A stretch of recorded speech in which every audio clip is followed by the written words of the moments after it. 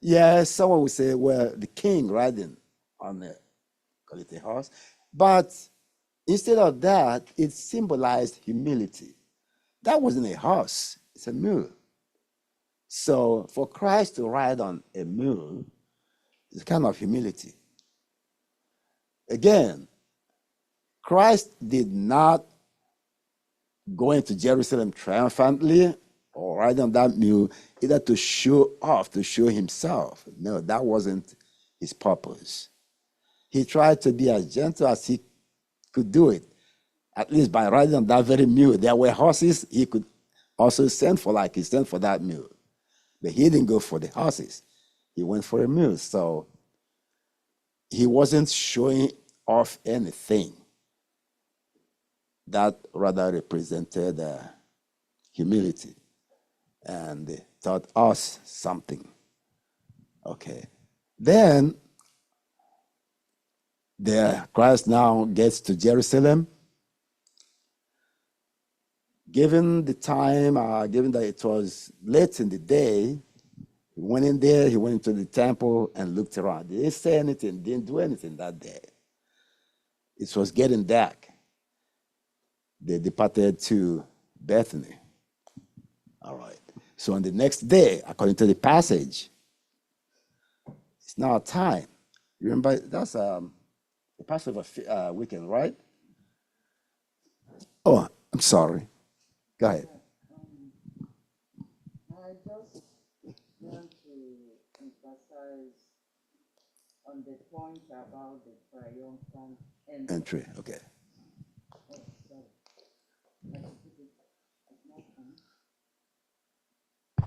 Oh, Okay, sorry. so, It was triumphant in the sense that before he rode on the donkey, people were already spreading clothes and their clothes on the ground and palm trees and all that, okay.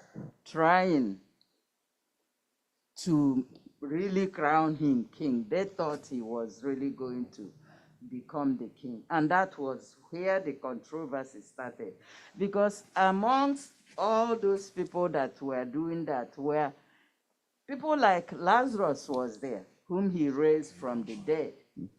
The paralytic, the dumb, those who were blind, so many people. And this became a problem for the rulers of the temple. Okay. So that's why it became a controversy, because they were not happy that Okay. he was getting so much attention. Attention, right? So it could also happen to us that even when we are doing the right things, you might find out that it's not everybody that will like what you are doing. Obviously, yes. Yeah, one of the more Thank the time they were saying Hosanna, Hosanna to the king, did they really know what they were saying? Did they know where Christ was heading? Or they were hailing him because he has come to redeem them from the Roman bondage? Because I'm sure they didn't know actually that a king has come. Okay. You finished? All right. Just like you're saying, we can only say it was the Spirit of God that was moving everyone gathered there and then. Okay? Because the passage tells us the entire city was stirred by his entry. Everyone recognizing the significance of his symbolic action. What would make it would take more than ordinary human sense or understanding to respond to the occasion at that time. That's the way I look at it. Yes. So I'm sorry, Nemeka. Okay, I see your hand up. Please, sorry, go ahead and let us hear you. Thank you, sir. I was I don't know if I'm thinking right, but let me just air up my thoughts. You know, in the Bible, we read that when Joseph was looking for his brothers, he got to a point and he saw a certain man. And the Bible never mentioned the name of the man or where he's coming from. Right? Okay. Then we come to this point when Jesus Christ wanted to go in, and Jesus Christ said, go to so place, you get a donkey, and if the owner asks you of anything, tell him that the king needs it. Okay. Then the Bible told us in the book of Romans chapter 4 verse 16 that part B says that he called those things that be as though they were. God has the power to call things into existence. Even though they are not in existence, he has the power to call them into existence and they begin to exist to fulfill his word. Remember that this prophecy has already been made. Mm-hmm. And we are wondering why the man released the donkey and everything. Before that day, God has prepared that heart. Before that day, God has prepared that heart to be obedient to the word of God. Immediately Jesus Christ began to speak it. He came into being. Mm-hmm. That this man will release the donkey. So there are some of the things that are mysteries in the Bible that we cannot truly understand. But one thing that the Bible has let us know is that God has the power to make them happen. Remember, he says the heart of kings are in his hands. He turns them the way he wants to turn them. So even if that man was a hardened man before, as long as that man has the hand of God has gotten hold of the hand of that man to turn him to act according to his will, he will.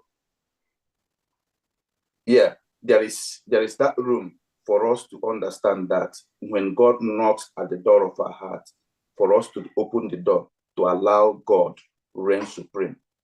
That man allowed. So in our life, sometimes let's allow the will of God when the Spirit speaks to us for the will of God to happen. Thank you.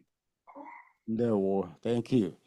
Yes, we are all on the same page actually, because it had to take the Spirit of God touching the hearts of people, for them for everyone to be in agreement with what was going on at that time. Okay, so yes, we don't know. That's why Christ himself, is God, even though he was in human nature. So, I'm sorry. Okay. Okay, so like the passage says now, the time for secrecy, which Christ had insisted throughout most of Mark, has passed. Now Jesus openly enters Jerusalem using a well-known royal symbolic action. He enters the temple, but because it is late in the day, he simply looks around and then retires with the 12 disciples to Bethany. So what could have turned into riot or revolt instead ends with quietly retiring. But let's see what happens the next day. The next day is different. On Monday, now it talks about cursing a tree and cleaning the temple. Okay. So these are two opposites.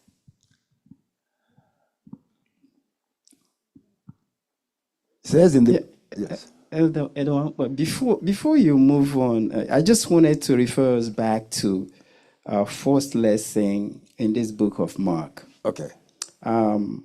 The 70 weeks of Daniel 9 is important here, and I want us to start correlating what we're learning now with our first lesson.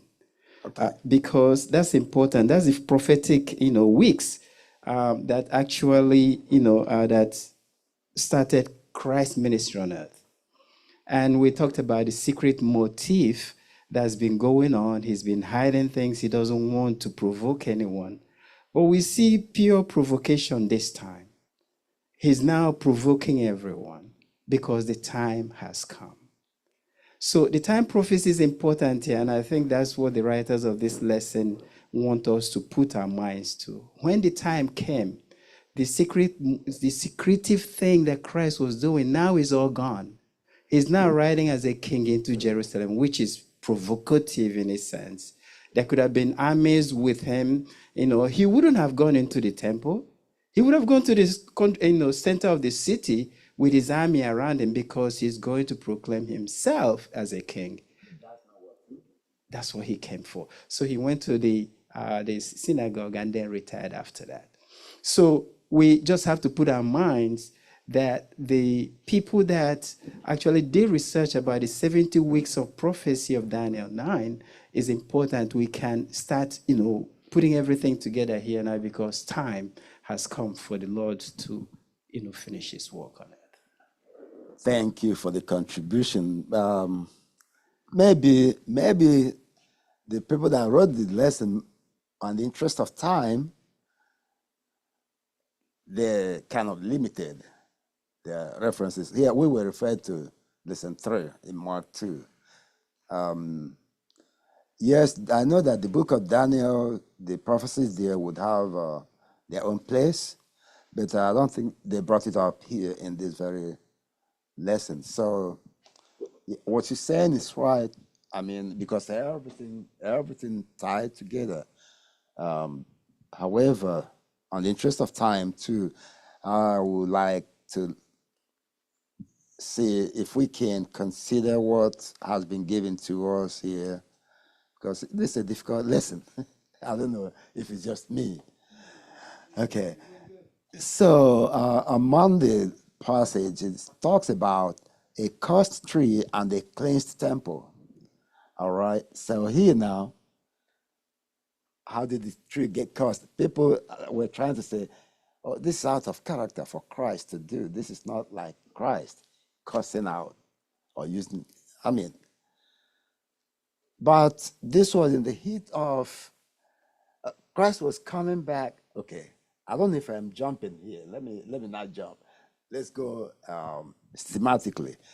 The next morning, they woke up. They went back to the same place they came from. From Bethany, they went back to Jerusalem. Okay, and according to the passage, it says Jesus was hungry. Okay. In the morning, coming from Bethany, only about 2 miles, a little more than 3 kilometers from Jerusalem, Jesus was hungry. Now, seeing a fig tree in leaf, he went to it to find perhaps some early fruits. This action would not be considered stealing. I don't know why they put that. Since according to the Old Testament law, one could eat food from a neighbor's field. I didn't pay attention to this when I was reading it because, what is it? What is it has to do anything with stealing? This is Christ. So when I was reading it, I didn't like that place. That's me. Okay, but he found no fruit and said to the tree, may no one ever eat fruit from you again. It was very strange and a typical action for Jesus. Okay. Now, what happens next? Christ was hungry. He saw a fig tree. Fig tree was dead, branches, blossoming, leaves, good for shelter from the heat of the sun. But unfortunately, bore no fruit, not even a single fruit. When Christ had hoped to at least pluck up a fruit or two to assuage his hunger, he saw nothing to help. So, should I say angrily? I don't want to use that word for Christ. Well, he cursed the tree, as the passage said.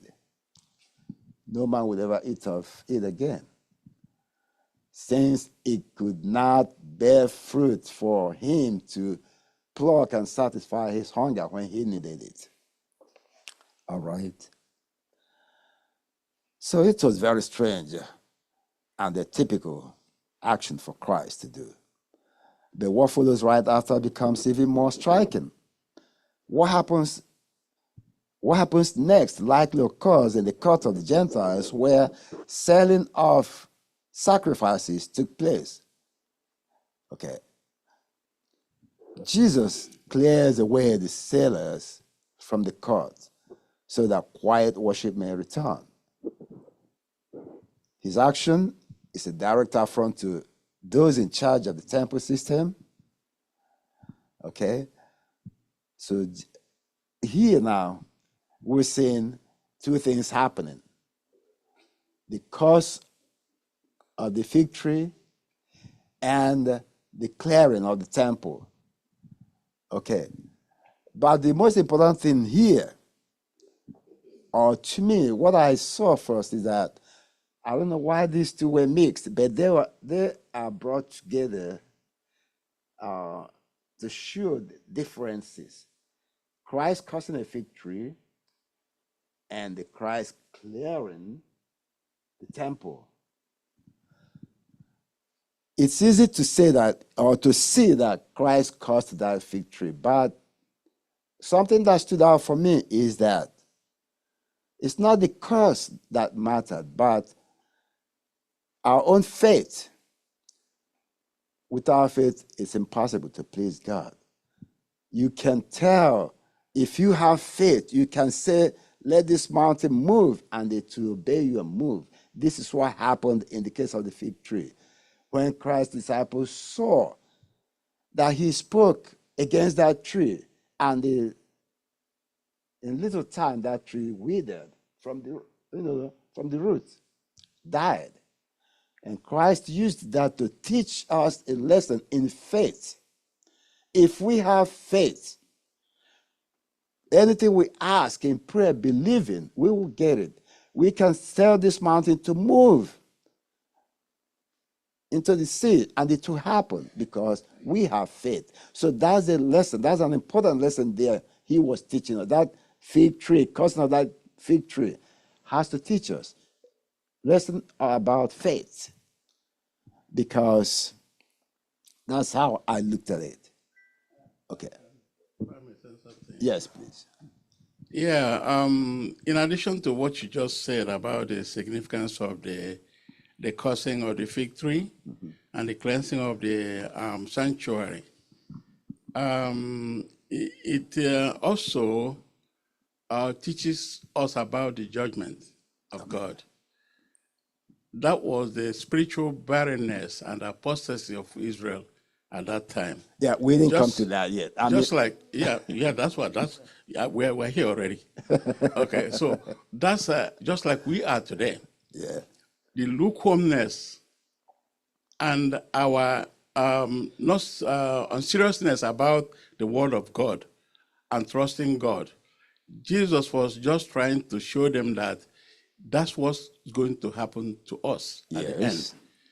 Because that cursed tree died, it withered away and died. That's exactly what's going to happen to those of us who do not take seriously the word of God. And again, the cleansing of the temple is the judgment, the same judgment. Yeah. That those who do not trust and believe in God, who are not faithful to the end, that will meet the same fate. So that's part of the significance of what Jesus did here. It was a teaching to all those who were there, and it's a teaching to all of us today as Christians. Thank you. Thank you. Thank you. Yes, like I mentioned before, yes, thank you for, delving deeper into the fig tree. Then cleansing of the temple, also you mentioned that.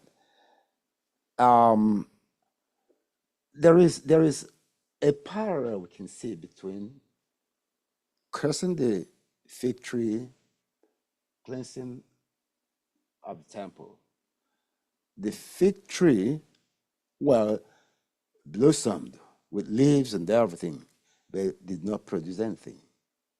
What was expected of it, it didn't have it.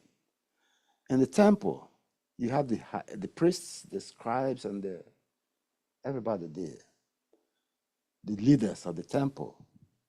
But instead of focusing on the real worship of God, they did whatsoever they wanted, converting the temple of God into a den of robbers, contrary to what it should be. So this is what the passage tries to bring out to us here. It says, these two stories were fourth sandwich story in Mark. In such stories, dramatized irony occurs with parallel characters doing opposite actions or opposite characters doing parallel actions. Okay, so let's say the characters here. I'm sorry. Yeah, Okay, Nemeka, Bro thank Nemeka, you, go ahead. thank you. All right, Nemeka, you be next. Just give me a second. So we can see two parallel actions. According to this passage, Christ cleansed the temple and caused the fig tree. It's all about yielding fruit. The fig tree and the temple also, the players, the leaders in that temple weren't doing what they are supposed to do. Rather, instead of, like the Bible tells us, the house of God should be house of prayer, but they converted it into den of thieves by all the evil practices they carried on in there. So that's why it was necessary for Christ to cleanse it at the time. Okay, Nemeka, please go ahead. Okay, that's thank you.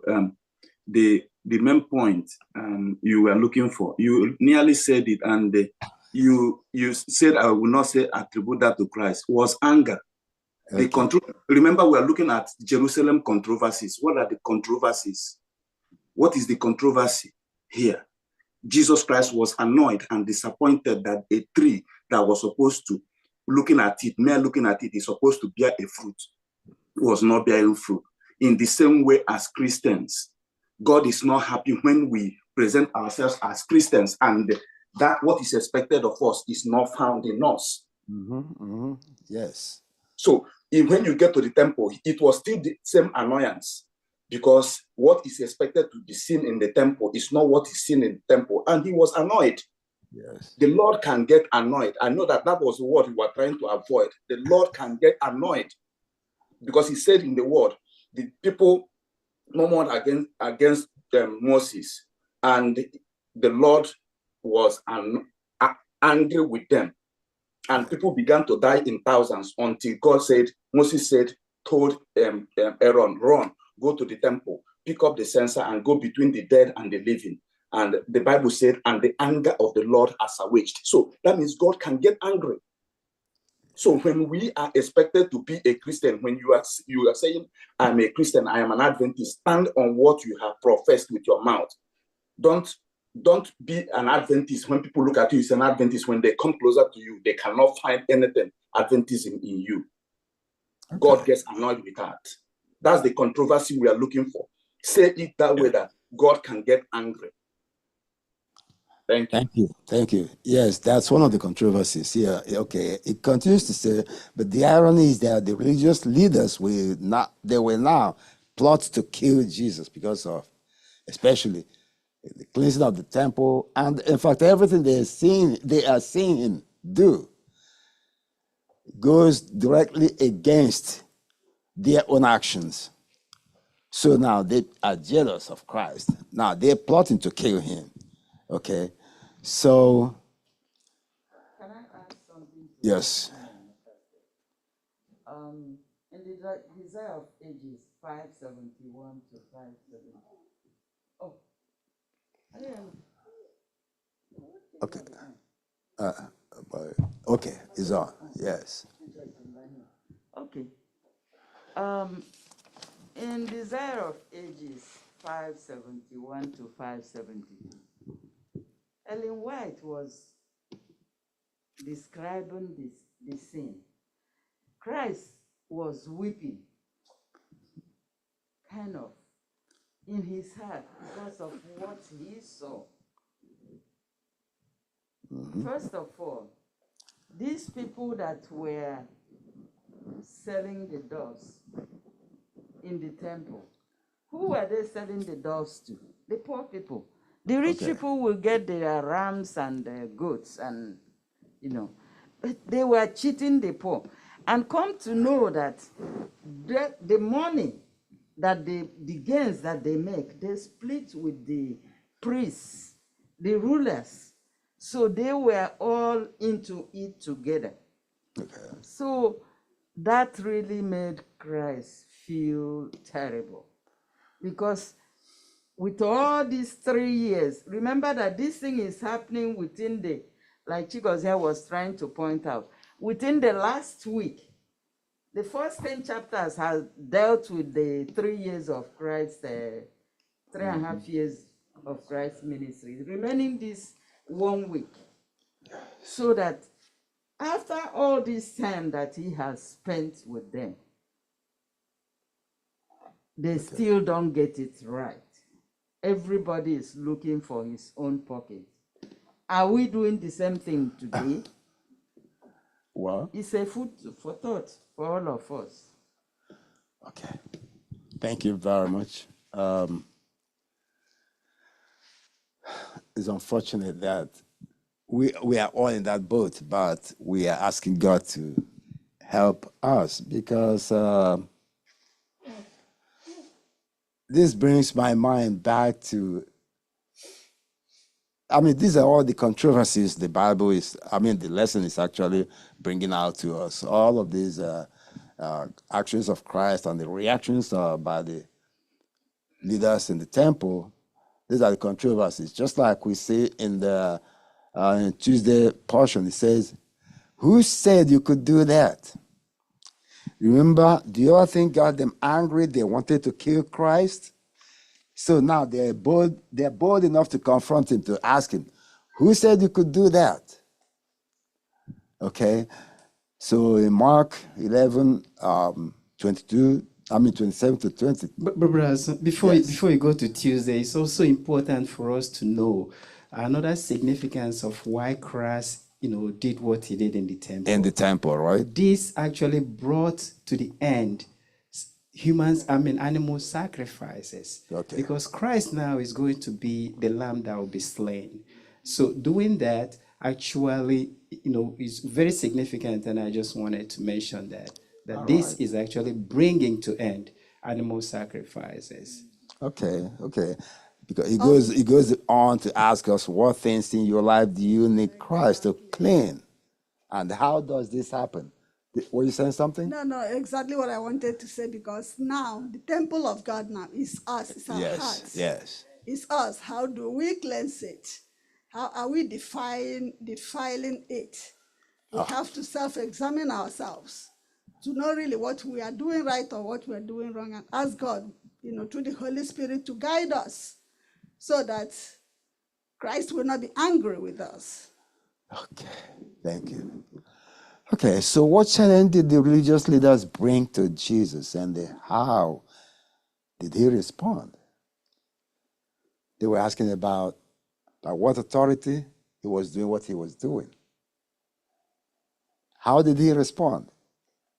Well, we know how he responded. When he said, you answer my question first before I answer your own. Okay, let's see what the passage talks about here. The day after Jesus cleanses the temple, the religious leaders confront him in the temple courts, asking by what authority he acted the day before. See, they're still referring to the events of the previous day. Okay, maybe they didn't know that there were more coming. Now, they are not seeking truth, but seeking to trap him. If he says that his authority was is from God, they will deny that a simple country carpenter could have such authority. If he admits that his authority is human, then they will dismiss him as a fool. But Jesus sees through their trap and says he will answer their question if they will answer one he asks. What he asks is whether John the Baptist baptism was from God or from man. Instantly, the leaders see that they are the ones trapped. If they say from God, Jesus will say, why did you not believe him? If they say from men, they fear the people. So they lied and said, we don't know. You don't know about John the Baptist's baptism. Huh? What if it's from God or from men? All right. So this gives Jesus the opportunity to refuse to answer their question. So let them fight it out, right? Let them figure it out. Okay. That was a way they tried to entrap Christ. They were, trying to force words out of his mouth so that they could, accuse him of making false claims or blaspheming and all that, which they even did somewhere. Okay, but Christ knew exactly where they were heading to or where they were coming from, whatever was in their mind. So he gave them back, what they wanted to give. They could not answer Christ's own question. So he didn't bother to answer theirs anymore. Now, Mark 12 talks about how did Jesus follow up his refusal to answer and what effect did it have? He told the parable of a vineyard and the owner of the vineyard who rented it out. When it was time, he sent his servants. But let's see what happened. Jesus tells a parable about a vineyard and an owner and tenants to whom he rents it out. The story Jesus tells is great similarity to the parable of the vineyard found in Isaiah 5, where God brings a charge against unfaithful Israel. Everyone would recognize the parallel, especially the religious leaders. The story unfolds in the most unusual way as the tenants refuse to give any of the fruits of the field to the owner. Instead, they mistreat and kill his servants. Finally, the owner sends his son, whom he expects them to respect. But did they do that? No. They killed him. But they were even happier that the son came. They strangely reasoned that if they kill the son, the vineyard will be theirs. So their logic is striking, and the judgment to be meted out on them is justified. So in the story, Jesus is giving the religious leaders a solemn warning as to where their steps are heading. Seen in this light, his parable is a loving forewarning. It is not too late for them to change and avoid a certain judgment. This goes for all of us. It is not too late for any of us to change from our evil ways, whatever it might be that's standing in the way, on the way between us and God. We can change while, I don't know if anybody has anything to say. Okay. I was just going to say that we have, in the beginning of the book, we saw parables. Yeah. They were difficult enough for even the disciples not to understand what Christ was saying. Mm-hmm. But at the end of this Mark, we're seeing parables, but they are simpler. Wow. They're easy to find out whom he's talking to. And religious leaders were the people that were being addressed. And I'm sure they knew Christ was addressing them directly because these were not difficult parables. So again, culminating to the end of his ministry on earth, he's making it simpler. And even the religious leaders understood that they were directly being referred to. And they understood it because nobody came behind to say, what do you mean by that? So they understood that this was direct talk to the Pharisees and the Sadducees. Thank you. Yes. If I may add something here. You see, all along, Jesus had a way of confusing them or finding his way Convinced. out Okay. whenever they wanted to trap him. Okay. He always had his way. He asked them questions sometimes that they don't know how to answer it Yes. because they don't want to contradict himself or implicate themselves. So if we look at where we're going now, Jesus Christ is becoming more plain to them. Okay. He's coming along because if we look at what happened, he always answered them. But this time, towards the end, he shut his mouth. He never answered them again. Even when they held him, wanted to crucify him. That's what Isaiah told us in 57 verse 7. He said he was oppressed and afflicted, yet he did not open his mouth.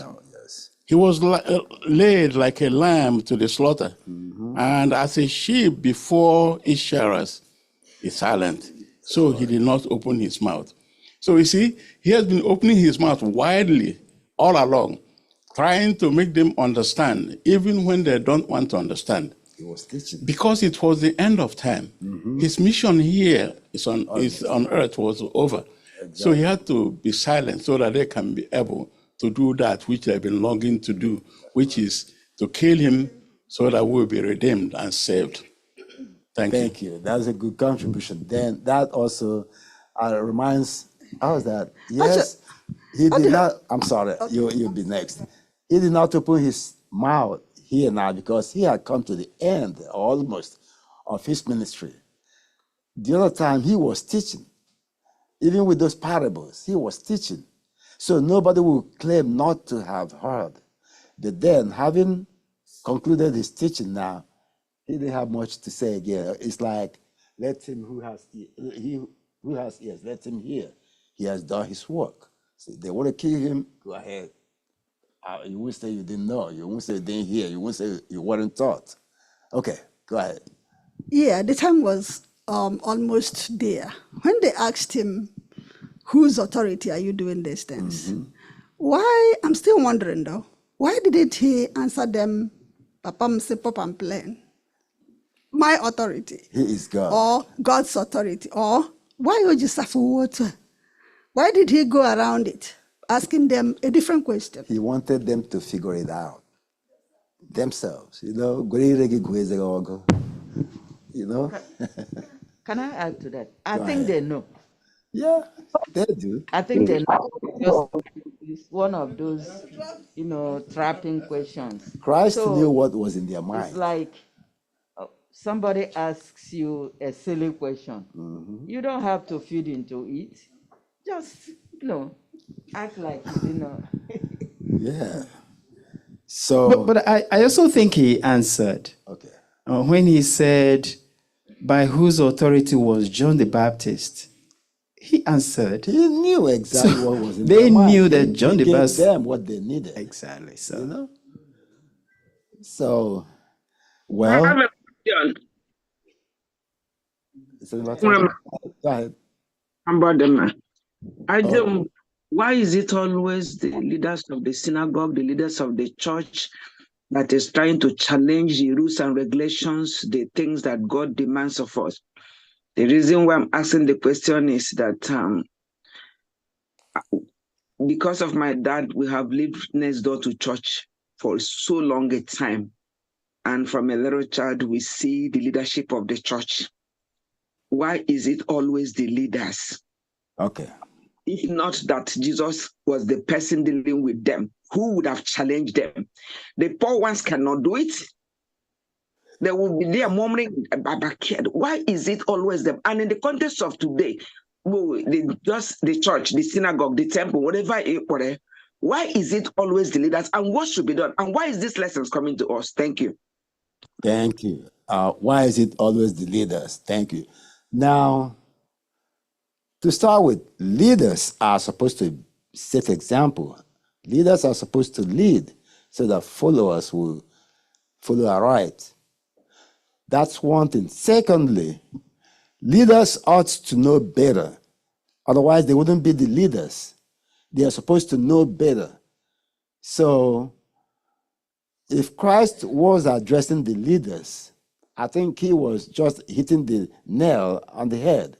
because they are supposed to know better. How else can you teach your followers if you don't even know what you're teaching? You know? So I think that should be an answer to that. Why the leaders? Leaders are supposed to know that, so that way they can teach others who are coming behind. And they are supposed to live by example. They should lead by example. Those are the two things I remember now about the question. Thank you. Can I add to what you just said? All right. If the enemy doesn't use, if the enemy doesn't use the leaders, then if an ordinary person like me says something, who will pay attention? So that's why the enemy goes through them, so that they will be able to do his bidding, whatever he wants them to do, so that people can listen and pay attention. Because if me as an ordinary person or you, it would not carry any weight. And again, it has to be because Satan, I don't like calling his name. He really wants to get enough people. Okay. That's his agenda. Wow. So he works very hard. That shouldn't be a surprise to anyone. It has been from time immemorial. Okay. Again, it said that when the head of the water, the fountain, is soiled, what will happen to the tributaries? They will all get soiled, right? When the water source is soiled, the entire water will be soiled. The tributaries, will be soiled. So this is why it's important to go through the leaders, because to be a leader, you have to know what you're doing. You have to know what you're talking about. Because as a leader, you have people following. You have to teach them aright. But you cannot teach aright when you as a leader don't even know. Okay? So this is, yes. That's why 2 Peter 3:5 says, having come out from the people who have a form of godliness, but denying the power thereof, from such turn away. We won't, because they are leaders, and we follow them sheepishly. We should follow what is right that they are doing. Okay. So, and actually, to help in answering that question, we would then go back, way back, and ask, why did Christ come? Mm-hmm, mm-hmm. Why did he come? It's to correct the anomalies, a system of worship that's been instituted by the Pharisees and the misunderstanding. So, Sister Odemma, simply to answer your question is, why did Christ come here? Is to make those corrections. Okay. So Thank you for the contribution. saying that, I give them your leaders, because right now we go out there and people by the message of God joins the church, and you have these big leaders in them, and all they're doing is not what is supposed to be. And so the people are challenged, they are caught up in the midst, and they're asking you these questions. You literally have no answer. So why is the lessons coming to us? Why? And what should we do now? Is it to talk about Jesus riding the horse, or what we need to do now, today, and now? Thank you. Listen, the word of God is very clear in this. The fish rose from the head. If you want to decapitate a body, you cut off the head. Okay. So that's where the devil or the Satan focuses on the head of the church. Okay. If you look around all the churches around the world, including the Seventh-day Adventist Church, the leaders, the top leaders, are not something that we need to write home about in certain areas. So that's why Christ made it open to each and every one of us that you will answer for yourself on that day. If you know the right thing and the leader is teaching the wrong thing, are you going to follow him sheepishly? we are all exposed to the Word of God. That's why we need to turn to the Scriptures, study the Scriptures, because we are going to be answerable on that judgment day, each person on his own. That's right. So if you look at what is going on, even in our local churches, the elders, the local pastors, sometimes you don't have to follow them just because they are made head. Christ himself, when he was here, called them whited sepulchre, you Pharisees. You Pharisees. He was calling them, curse at them because they were leading the church astray. So we know all these things right from the beginning. Christ has come to explain all these things to us. So our eyes are wide open. Each and every one of us has to search the Scriptures for himself and follow Christ, his examples, and the way he lives his life here on earth. We cannot have the leaders as a defense when Christ comes. Oh, I did it because the pastor did this. I did this because the elder did it.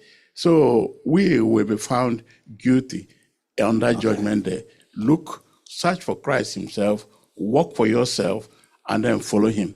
Thank you. Thank you. Thank you. I know that we are quite behind time, so we will be rushing now. That's a place. At the end, that one point put trouble chore equal because that one if we go by that destiny now, when the Bible says to the church in Ephesus, right, to the church in this, right, he was not writing to individuals, it was writing to the church. That means there is a corporate sin. If you lead the church into a corporate sin, the whole church has sinned. When the anger of the Lord comes, it comes on everybody. God has given a separate what people say, and the anger comes. Mm-hmm. That is why leadership, our leaders, after all, the leaders engineer for these lessons to be written. They know all these lessons. They know all these things. Why can't they behave aright? Okay, look at the church where we worship here in Bakersfield. Last Sabbath, one of our deacons, last Sabbath by 3 p.m. Emily Park, the church. 3 p.m. and a deacon of the church by 3 p.m. They the pastor of the church. Then next week, I exhibit evangelism. Then we are beginning to tell people and say, remember the Sabbath day to keep it holy. How will it work? That's bad. Okay, Brother Nemeka, thank you for the contribution. In fact, like I said, we are actually behind time. So it's after 11 now. So let's discuss, or let's look at Wednesday and Thursday and see what we get from here. Actually, these are things we've already spoken about: earthly duties and heavenly outcomes. So what's going on here, and what truth does Jesus teach? So the religious leaders who we have been focusing on anyway, they were trying to catch Jesus in something they could use to condemn him, either to the Roman governor or to the people. And this controversy, it was the question of paying taxes, another controversy, okay? In this time and place, refusing to pay taxes could be taken as rebellion against the Roman government, a serious offense. Jesus replied to give to Caesar the things that are Caesar's and to God the things that are God's, kept him out of the trap, and also provided profound instruction on the believer's responsibility to the government. That's another controversy the Bible keeps, the passage spoke about. Well, the leaders, they laid a trap for Christ. Christ, who knew exactly what they had in their minds, gave them a very intelligent answer. Give to Caesar what is Caesar's and to God what is God's. All right? So we've learned all these things before, so we rush through them. So what follows next is a question about the resurrection of the dead. The Sadducees were a priestly group. Okay. About giving Caesar what belongs to Caesar and Yes. to God what belongs to God. Yes. Some people misunderstand it today. And misapply it. Misapply Right, it. okay. I don't know if you can elaborate a little bit, highlight a little bit on that. Okay. Because some people say I know where you're you coming know where from. I'm I know where you're exactly. coming from. So, let me just touch on that very briefly. are you because going to of come time. back to it? No, I'm going to speak to it right now. Okay. Because what you're saying actually is, let's take our minds back home. Some people may be sick or something, or someone tells them about this, they want to go to the native doctor because the Bible says, give to Caesar what is Caesar's. No, that's not what the passage is talking about. We have obligations as citizens, like we're in the United States or anywhere. We have to pay our taxes. We have to obey the rules. We have to, live by example. All these things that the society has, whatever rules that help to keep peace in the society, we are part of it. We have to live by example. When you have a duty to pay tax, pay your taxes. Do all these civic responsibilities, comply with them. That time you are giving to Caesar what is Caesar's, because it is not, you're not paying that tax to God. You have tithe you can give to God. So when you say give to Caesar what is Caesar's, you are doing it when you pay your taxes. And you're not going against the word of God.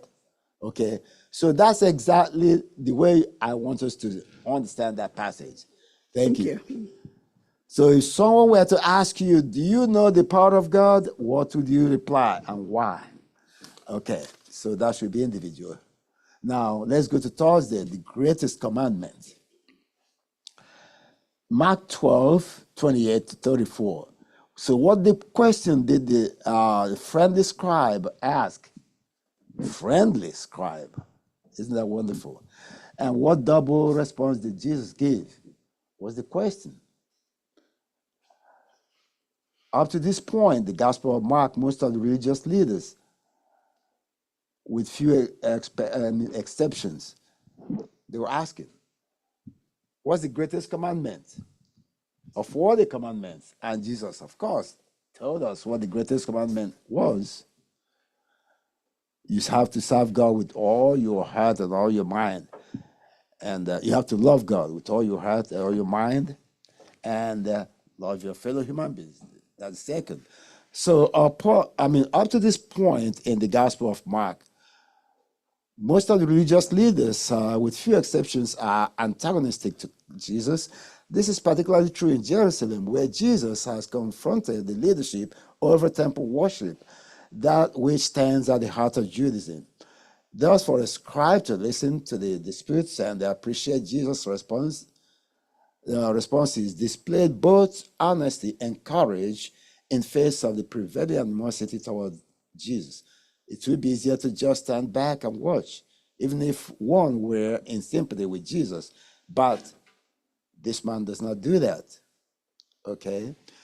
The scribe cuts to the heart of the religion with his question as to which commandment is the most important. Jesus responds with simplicity and clarity, quoting the Shema, the confession of faith in Judaism from Deuteronomy 6, 4 and 5. You could read that at your own time. We're short of time. The greatest commandment, says Jesus, is to love God with all your heart, soul, mind, and strength. That is with the totality of who you are. Jesus gives the scribe a bonus by listing the second most important commandment. Okay, so the scribe was trying to know the most important. So Jesus told him to love God. But then, love your fellow human being was a bonus now to him. Okay, so Jesus gives the scribe a bonus by listing the second most important commandment, citing the Old Testament again. This time, Leviticus 19, verse 18, to love your neighbor as yourself. Well, sometimes people wonder how it is possible to command love. The cultural context of the command in Deuteronomy helps explain the language comes from ancient treaties between parties, and the term for love refers to being faithful to the requirements of the treaty, faithfully fulfilling them. Okay, this While it does not rule out the concept of deep affection between parties, it is much focused on actions that demonstrate such loyalty. The scribe was honest and saw the clarity and simplicity of Jesus' response and said so. One can imagine scows from other religious leaders, since the honest scribe has affirmed Jesus' reply as valid, something no one else was willing to do. Not that they didn't know, but they weren't willing to do. They wouldn't give credit to Christ. Huh? Okay. Jesus also affirmed the scribe for his honest answer, saying he was not far from the kingdom of God. Not far does not mean inside. What the scribe still needed was to recognize who Jesus was and follow him, a further step in the journey of faith. How do we learn to love God and to love our neighbors as ourselves? Why is the cross the key to following these commands? So for further thought, I will let you go through this on your own, because we are far, far, far behind time. So it is my prayer that as we listen to all of this, we will try to make it part of our daily living so that others can see us and glorify God who is in heaven. This is my prayer in Jesus' name. Amen. Amen. Amen.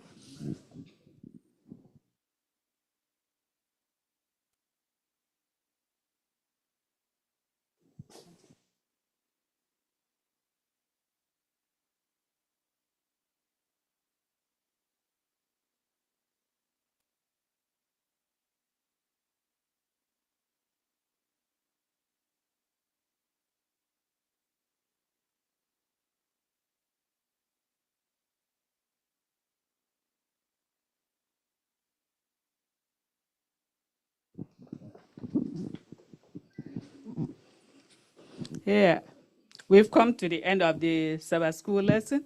This time now is the time for our Sabbath school expense offering. So you know how we do it. Dip inside your pocket and bring the big dollars and not one or cash. And God will bless you as you do so in Jesus' name. And our brothers online, you know how we do it. Continue to support the Church of God, and every other thing will be added unto you in Jesus' name. Amen. Then I will sing as you come out. Face to face with Christ, my Savior. Face to see and know. Face to face with my Redeemer, Jesus Christ, who died for me. Face to face shall I behold thee, far beyond the starry sky. Face to face in all his glory,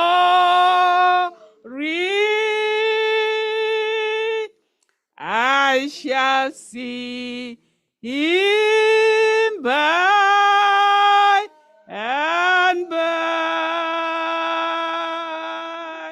Amen. Amen.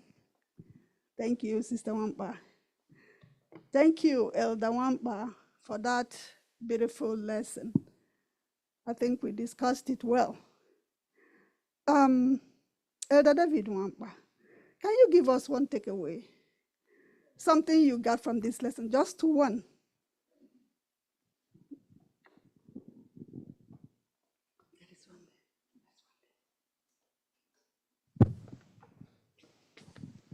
Thank you. One takeaway I got from this lesson is that Christ has come from heaven to earth here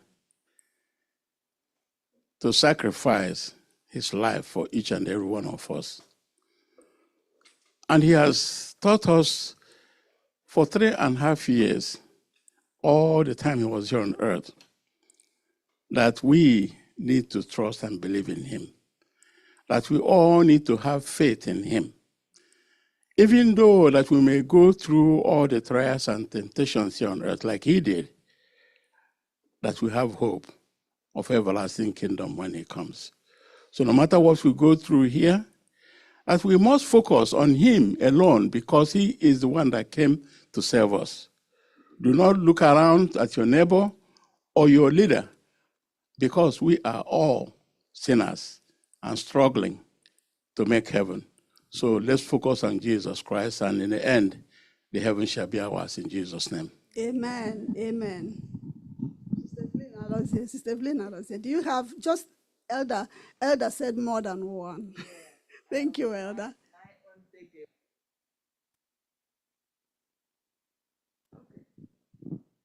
My own takeaway is that if we don't praise God, if we don't worship him, even the stones will rise up and praise him. Amen. Amen. Okay. And we should know that a cattle on 1,000 hill belongs to God. He lays his hands on anything he wants to at any time. And our bodies are temple of God.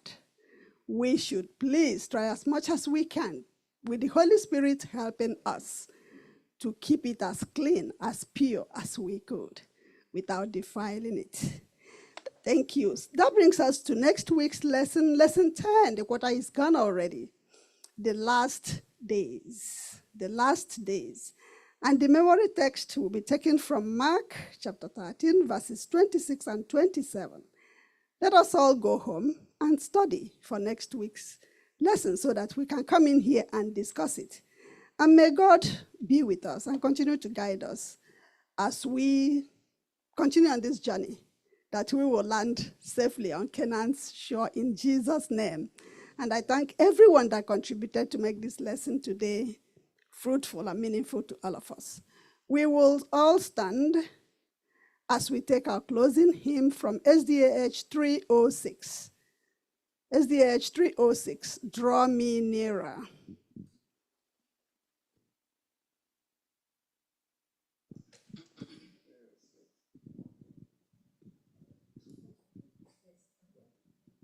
Yes. I am thine, O Lord, I have heard thy voice. Let's sing. I am thine, O Lord, I have heard thy voice, and it told thy love to me. But I long to rise in the arms of faith and be closer drawn to thee. Draw me nearer, nearer, blessed Lord, to the cross where thou hast died. Draw me nearer, nearer, nearer, blessed Lord, to thy precious bleeding side. Consecrate me now to thy service, Lord, by thy power of grace divine. May my soul look up with a steadfast hope, and my will be lost in thine. Draw me nearer, nearer, blessed Lord, to the cross where thou hast died. Draw me nearer, nearer, nearer, blessed Lord, to thy precious bleeding side. Oh, the pure delight of a single lamb that before thy throne I spend. When I kneel in prayer and with thee, my God, I commune as friend with friend. Draw me nearer, nearer, nearer, blessed Lord, to the cross where thou hast died. Draw me nearer, nearer, nearer, blessed Lord, to thy precious bleeding side. Imeela onye nwe m n'ụbọchị nke taa. Imeela na lesson anyị mmụọ. Imeela n'ori na anyị ngọrọ. When we kneel in prayer and with thee, our Lord, we commune as friends with friends. Na Sabbath ọma. Thank you. Anyị nwere ozi ekele. Ụmụ anyị nọ ebe Babcock dị eme convention. Anyị anụba akụkọ ọjọọ ihe ndị ga-akọma with a very great testimonies. Let our living method preach a lot of sermons to people's ear and bless us wherever we are. We'll still continue with this Sabbath. Please be with us and let us worship you in truth and in spirit. Amen. Amen. Thank you, everyone, for showing up for Sabbath School this morning. Thank you, our brethren on Zoom. Without you, there wouldn't have been any Sabbath School. And let's go and next week come back again and worship. Amen. We are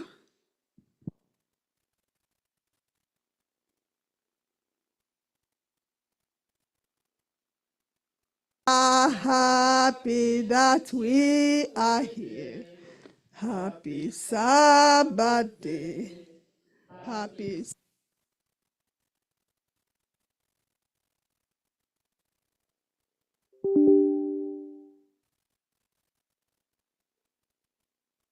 We welcome you to Sabbath.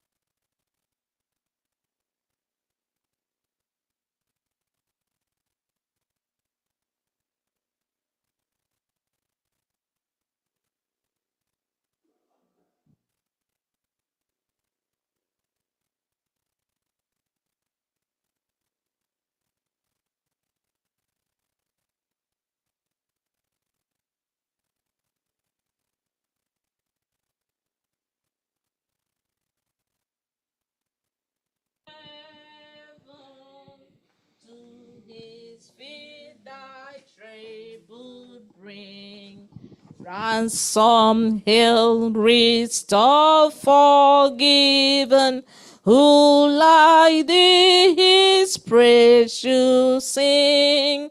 Praise him, hallelujah, praise the everlasting King.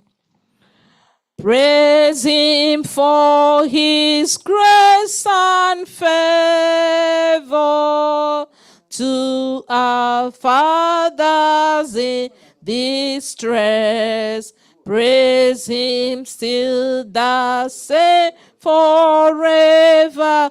Slow to chide and swift to bless.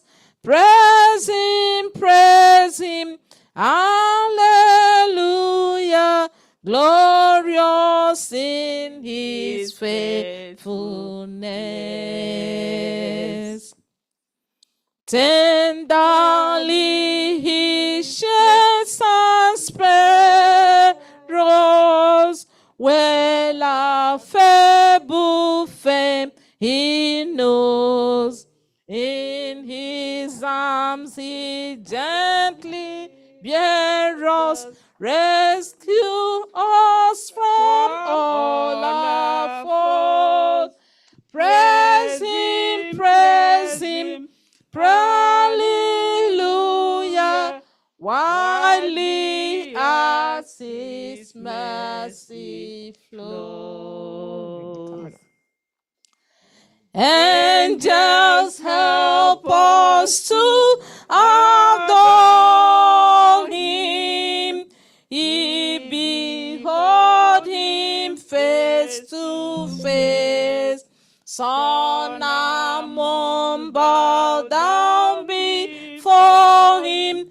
Dwell our soul in time and space.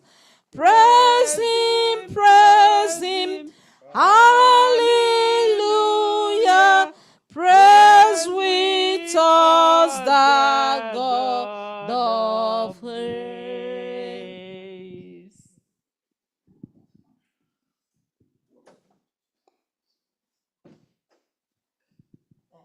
SH number 1.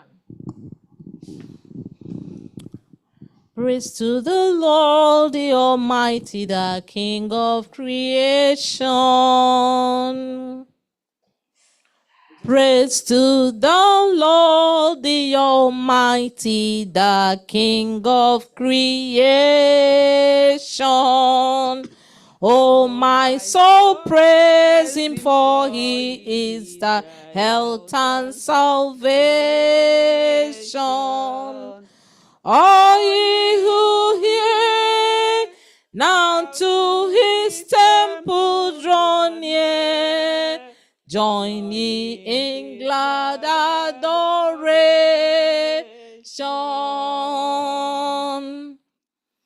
Praise to the Lord, who of all things so wondrously reigneth. Shedded thee under his wings, ye so gently sustained.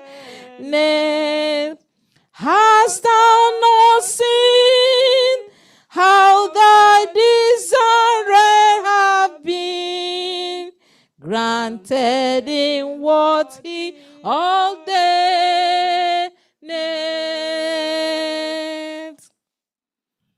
Praise to the Lord, who doth prosper thy work and defend thee. Surely his goodness and mercy here daily attend thee. Pardon anew what the Almighty can do, if with his love he befriend thee. 430.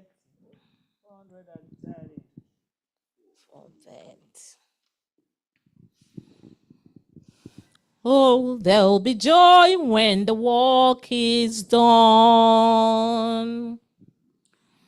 Oh, there'll be joy when the work is done. Joy when the reapers gather home, bringing the sheaves and set of sun to the new Jerusalem. Joy, joy, joy, there'll be joy by and by. Joy, joy, joy, where the joy never die. Joy, joy, joy, for the day draweth nigh, when the workers gather home. Sweet are the songs that we hope to sing. Grateful the thanks our hearts shall bring. Praising forever Christ our King in the new Jerusalem. Joy, joy, joy, there'll be joy by and by. Joy, joy, joy, where the joy never die. Joy, joy, joy, as the day draweth nigh, when the workers gather home. Pure are the joy that's await us there. Many the golden mansion fair. Jesus himself doth them prepare in the new Jerusalem. Joy, joy, joy, there'll be joy by and by. Joy, joy, joy, where the joy never die. Joy, joy, joy, for the day draweth nigh, when the workers gather home.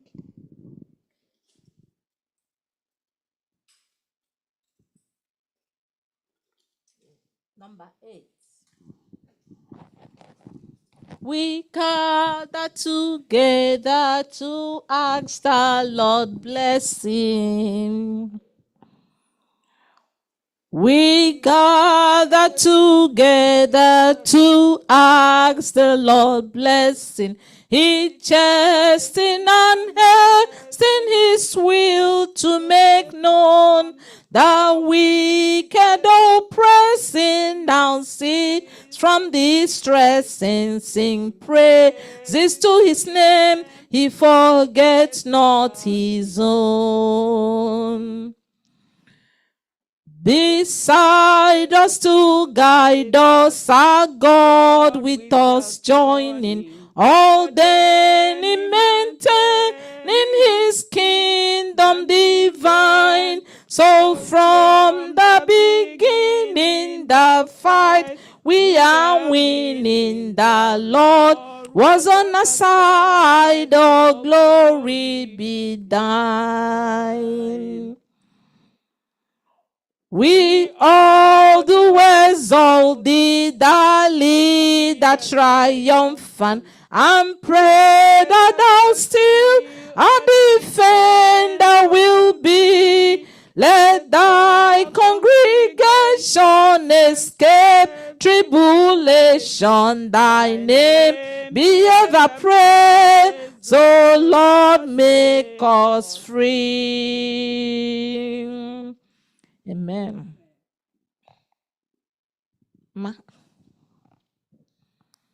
Okay, number 10. Come, Christian, join to sing hallelujah, amen.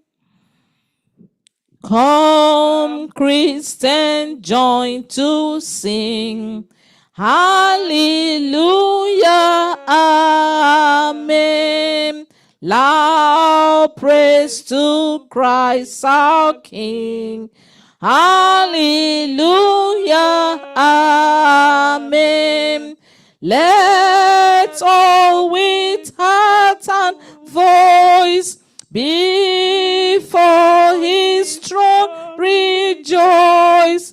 praises his glorious choice. Hallelujah. Amen. Come, lift your hearts on high. Hallelujah. Amen. Let praises fill the skies. Hallelujah. Amen.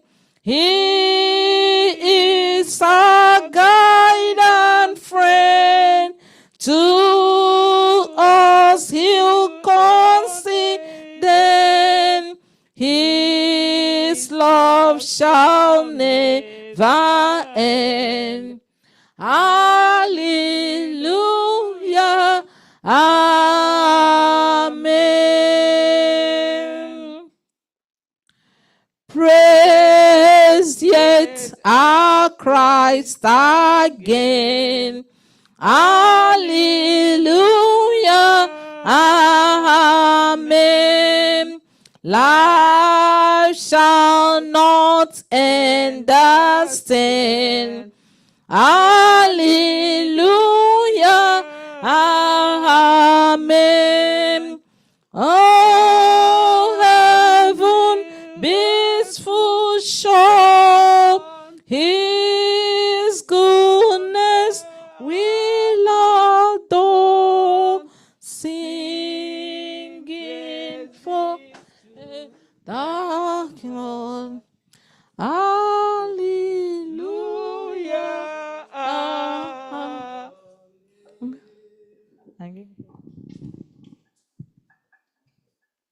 Come, Christian, join to sing. Hallelujah. Amen. Loud praise to Christ our King. Hallelujah. Amen. Let all with heart and voice before his throne rejoice. Praises his glorious choice. Hallelujah.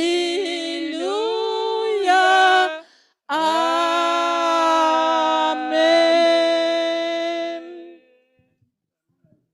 Amen. Please be seated. Good morning and happy Sabbath, everyone.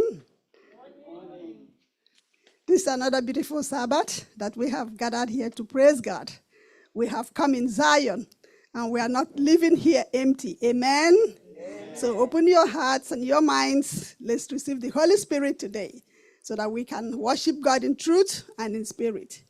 And I'm using this opportunity to welcome everyone, anyone worshiping us online or wherever you have logged into today, that God will be with all of us and sanctify us and fill us with his Holy Spirit. A lot happened this week, but God in his infinite mercy, he guided us till today. And I know that that wonderful God will continue to be with each and every one of us today as we worship. Let us just relax and have a joyful time with our God today. Amen? Amen.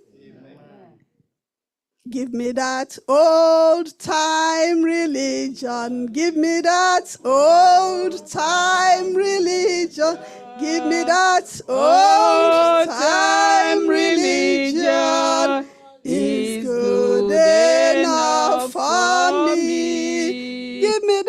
Give me that old time religion. Give me that old time religion. It's good enough for me. Amen. Amen. Amen. Let us stand for our affirmation of faith, which will be taken from Revelation chapter 14, verses 6 and 7. Revelation 14, 6 and 7, it reads, "Then I saw another angel flying in the midst of heaven, having the everlasting gospel to preach to those who dwell on the earth, to every nation, tribe, tongue, and people, saying with a loud voice, 'Fear God and give glory to him, for the hour of his judgment has come, and worship him who made heaven and earth, the sea and springs of waters.'" Amen. Amen. And our call to worship will be taken from Psalms chapter 33, verses 20 to 22. Psalm 33, 20 to 22. It reads, "Our soul waits for the Lord. He is our help and our shield. For our heart shall rejoice in him, because we have trusted in his holy name. Let your mercy, O Lord, be upon us, just as we hope in you." May God add blessings to this. And with all this, I call the church of God to worship. Amen.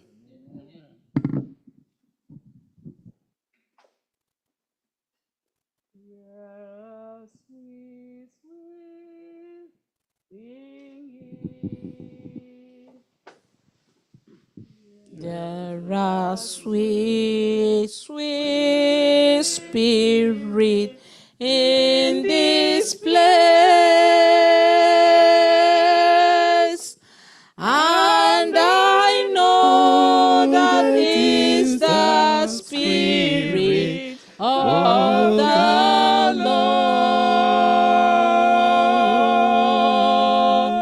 There are sweet expressions on his face,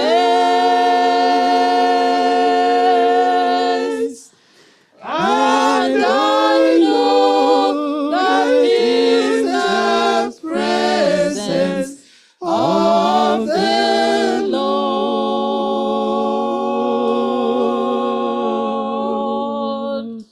Sweet Holy Spirit,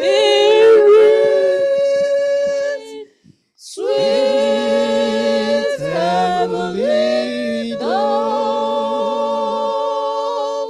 stay right here with us, fill us with your love, and for its presence we lift our hearts in praise. Without the God we know that we have been revived when we shall leave this place.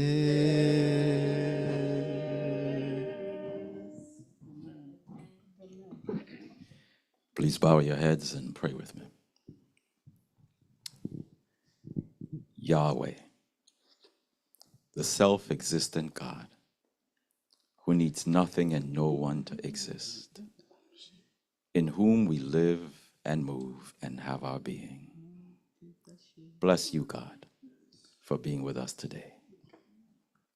Yahweh Shua, the name translated Jesus, the self-existent God who will help and save us. Thank you for your presence.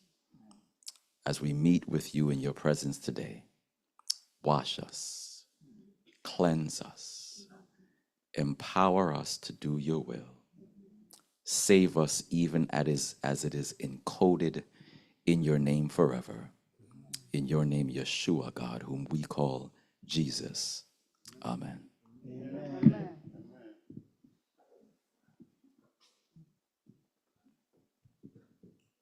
Okay, our opening hymn will be taken from SDAH 361. SDAH 361. Hark, 'tis the shepherd's voice I hear. Hark, 'tis the shepherd's voice I hear. Let's sing together. Hark, 'tis the shepherd's voice I hear. Out in the desert dark and drear, calling the sheep who've gone astray. Far from the shepherd's fold away. Bring them in, bring them in, bring them in from the fields of sin. Bring them in, bring them in, bring the wanderers to Jesus, who go and help the shepherd kind, helping the wandering ones to find, who bring them back into the fold, where they'll be sheltered from the cold.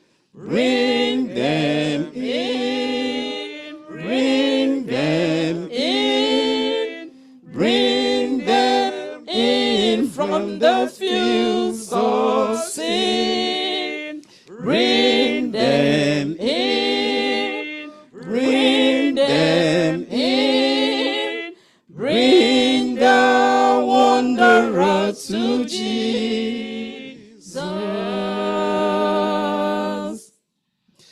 Out in the desert, hear their cry.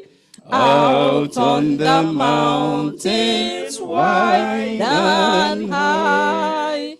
Hark, 'tis the Master speaks to thee. Go find my sheep wherever they be. Bring them in, bring them in, bring them in from the fields of sin. Bring them in, bring them in, bring the wanderers to Jesus.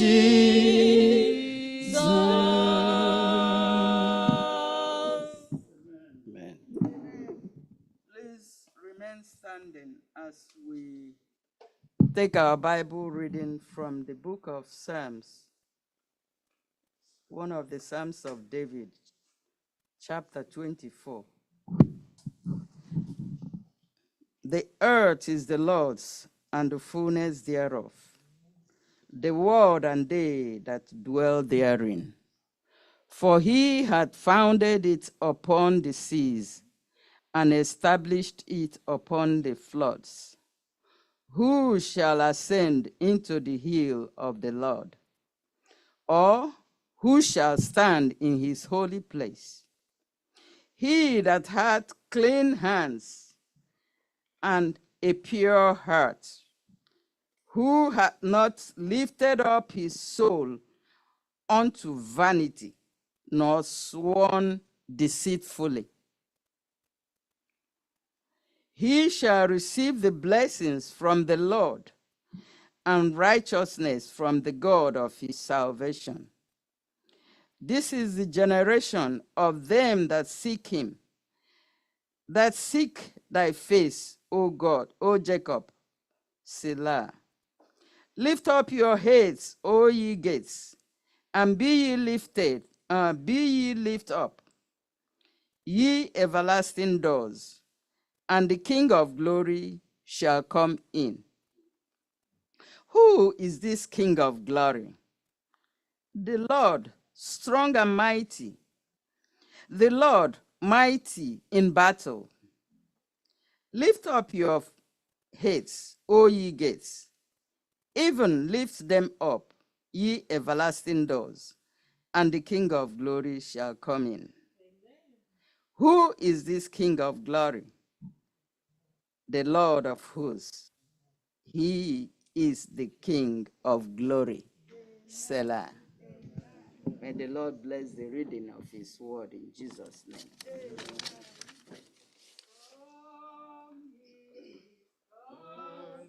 name. Come, ye disconsolate, where are you hiding?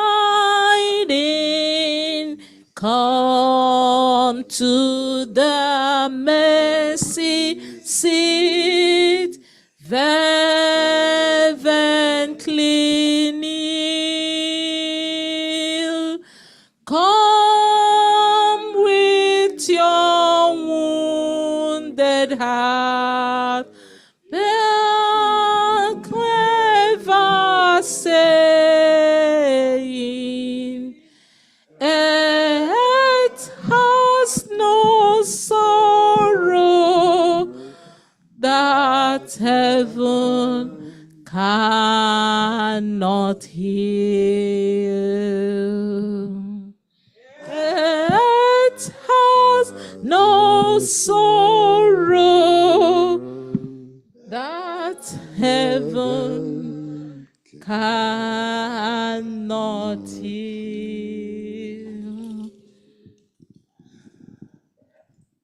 Holy, holy, holy. Our Father and our God. We have just heard in the song that earth has no sorrow that heaven cannot heal. Therefore, Lord, we have come before thy holy presence. We have come because thou hast asked us to come. We have come because we recognize thee as the Almighty God before whom all heaven and earth must bow, Lord. We have come to give you thanks above all because it's only in thy love and tender mercies that thou hast spared our lives to this day.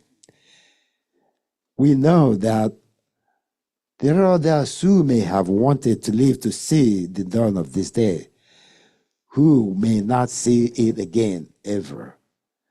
We are in no way worthier or more righteous than any of those people, Lord. But because it has pleased thee to spare our lives unto this moment, Lord, therefore we say, may all glory, honor, praise, majesty, thanksgiving, and holiness be unto thy holy name in Jesus' holy name. Amen. Heavenly Father, we have gathered this day to seek thy face. Thou didst ask us to come before thy holy throne of grace, where we may obtain mercy and find grace to help us in time of need. Lord, this time we really need thee because the whole world is in turmoil. Everywhere around us, there is confusion, there is war, there is fighting, there is famine, there is death. Things are out of control, Lord. It's only thee who can restore peace in the minds of humans, Lord. Therefore, we ask thee to come in thy majesty. Touch each and every one of us, Lord, as only they can do. Amen. Thou didst promise us that when all these things are happening, thousands will fall on our right hand and more on our side, but it will not come near us, Lord. Thou hast promised that we can only watch and see the reward of the sinner. Heavenly Father, we seek shelter under thy loving arms, Lord. Bless each and every one of us gathered here before thee. We have all come as our faces are different, so our needs. Therefore, Lord, we ask that thou may in thy loving kindness touch each and every one and meet us all at the points of our need in Jesus' name. Amen. Heavenly Father, our children, we will not fail to ask for them. Many of them have wandered. their different ways away from thy fold, Lord.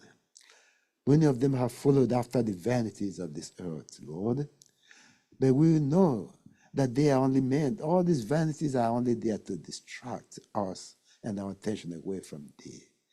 May thou imprint in their hearts. Let them know that all of these things of earth cannot pay any dividend, Lord. Only life lived for thee will reward us, will bring us close to thee, Lord. Therefore, we ask that thou wilt touch them wherever they may be. May thou forgive their sins, O Lord, and direct their footsteps and their hearts in thy paths of righteousness, Lord, that they may realize that it's only with thee there is life, there is hope, there is success, and there is forgiveness, Lord. Father, our people, we will not fail to commit them before thee, O Lord. Touch them in their respective situations. We know that in Nigeria, things are so bad. We cannot even begin to tell, but we want to thank you because even those things we cannot tell, you know them all. So that we mention them is not the only way you will know. You already know before we have mentioned each one of them, Lord. Therefore, we ask that in thy loving kindness, thou will visit them in their respective situations. Touch the hearts of those rulers in that country, that they may realize that whatever policies they make, whatever actions they take, affects the indigents adversely, O Lord. May thou fill their hearts with thy Holy Spirit, touch them, that they may realize that those who look up to them, those under their rulership, they need a lot of help so that they will change. They may change their way of rulership in that country and realize the plight of the citizens, O Lord. Heavenly Father, ourselves over here, we are no different, Lord.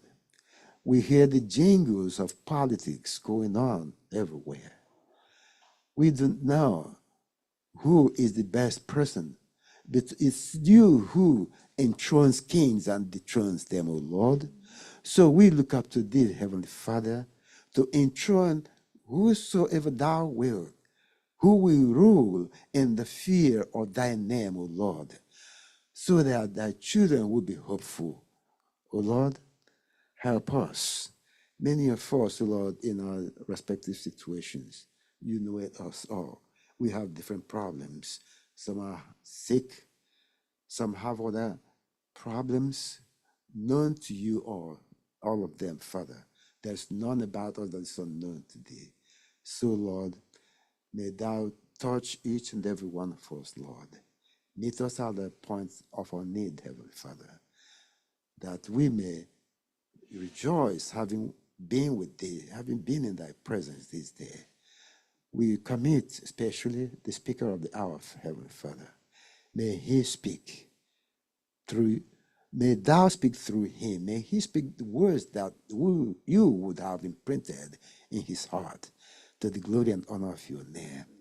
So that at the end of time, Lord, when we shall leave from here, we will rejoice knowing that it has been well being in thy presence. Ask all this presence, all these petitions, Lord, we tend before thy holy presence, knowing and believing you will answer them all, even though we are unable to say everything that we need, but thou knowest them because thy Holy Spirit doth arrange our needs in thy holy presence, so that at the end of time, O Lord, we will rejoice having been with thee. And when thy Son comes in the cloud of glory, he will take us all into that blessed kingdom thou hast prepared for us. These prayers and more we ask in the name of our Lord Jesus Christ, our Savior. Amen. Hear our prayer, O Lord. Hear our prayer,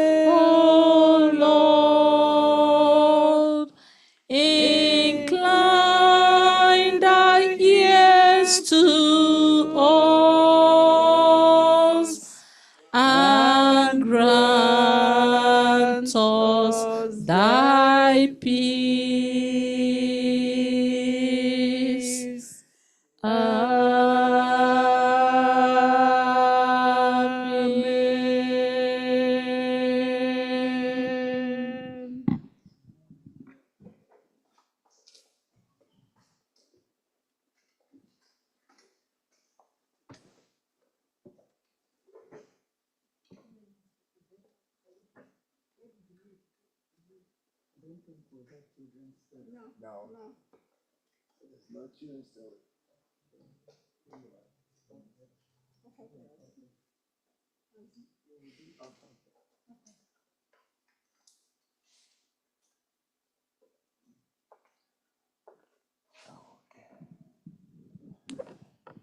Okay, it's time for us to return to God, the blessings we've received from Him since the past week or so.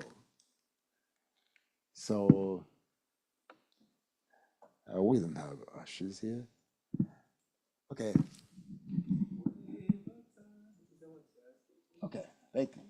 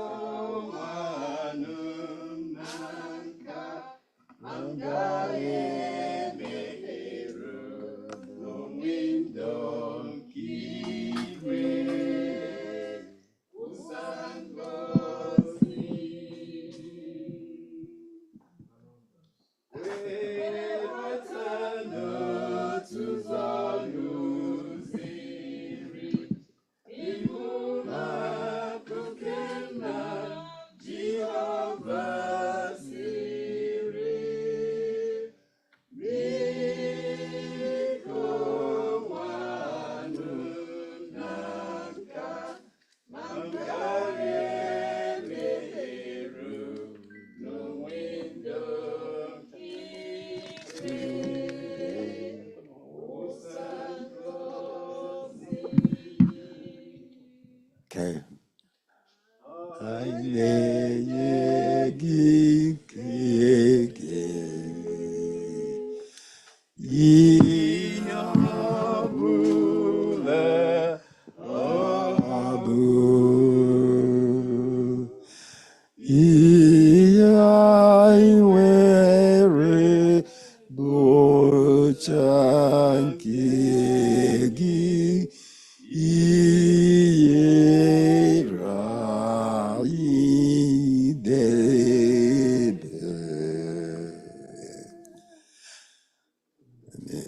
Heavenly Father, we want to thank you, Lord, for the offering that our children has returned, O Lord. We ask that thou may show thy blessings on it. Bless every pocket that gave in this morning, even those who were unable to give, Lord. Provide for each and every one of us to be able to support thy ministry. At the end, for Heavenly Father, may we all have a place in thy heavenly kingdom. In Jesus' name I pray. Amen.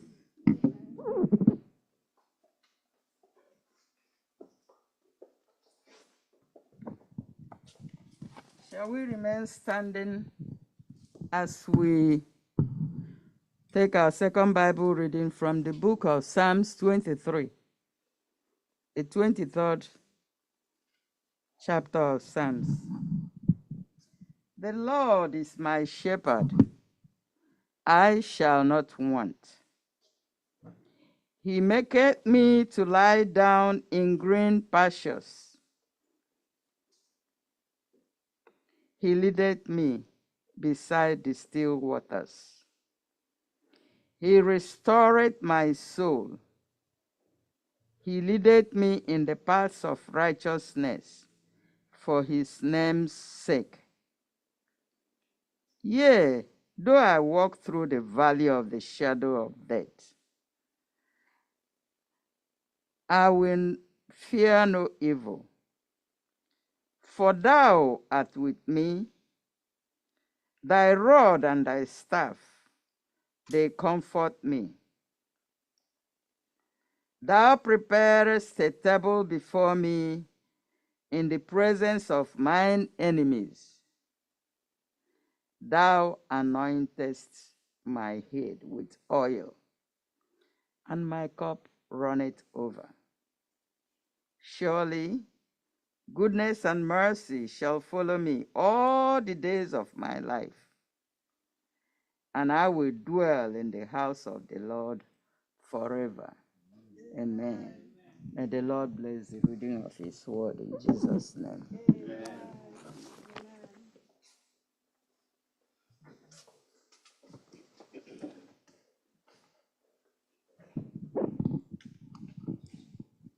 It is my honor to introduce the speaker of the hour to the Church of God.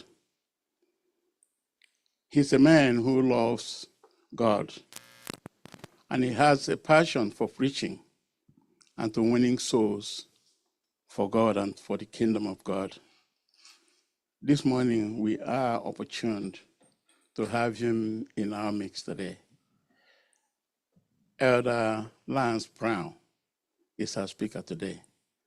So I will ask everyone to please give him your maximum attention as he brings to us the word of God, which is his passion. Elder Lance Brown is our speaker.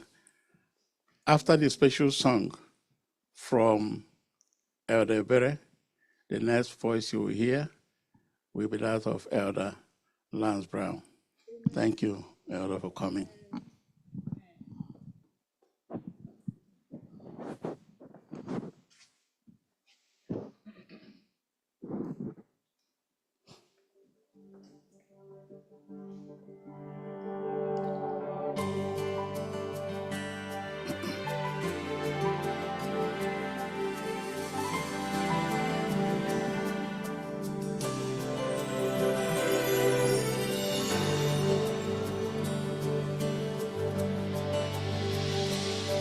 I heard a great voice out of heaven saying, behold, the tabernacle of God is with men.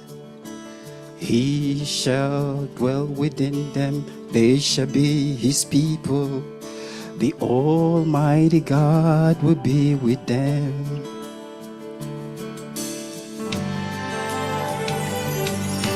He shall wipe away all tears from their eyes. There shall be no more death, neither sorrow nor crying, and no more pain. Former things are all passed away. He that sat upon that throne said, behold, I make all things new. He said unto me, write these words, for they are faithful and true. And it is done. It is done. Yeah, it is done.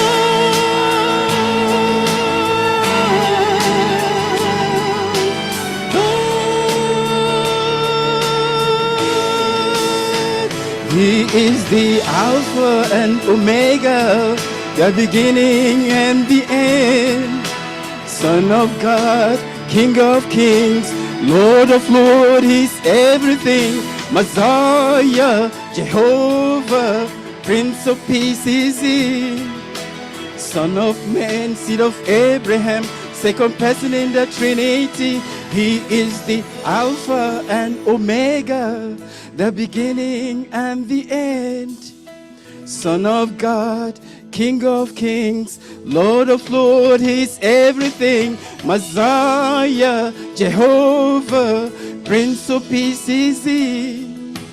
Son of man, seed of Abraham, second person in the Trinity. He is the Alpha, Omega, the Son of God, the King of kings, the Messiah, Jehovah, second person in the Trinity. He is the Alpha, Omega,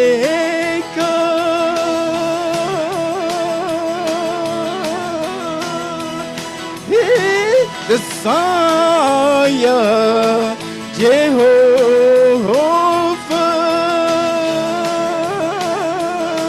Second person in the Trinity, he is the Alpha and Omega, the Son of God, the King of Kings, the Messiah, Jehovah, the great I am, seed of Abraham. He's the Alpha and Omega, the beginning and the end. Oh, Son of God, King of Kings and Lord of everything. He is Lord.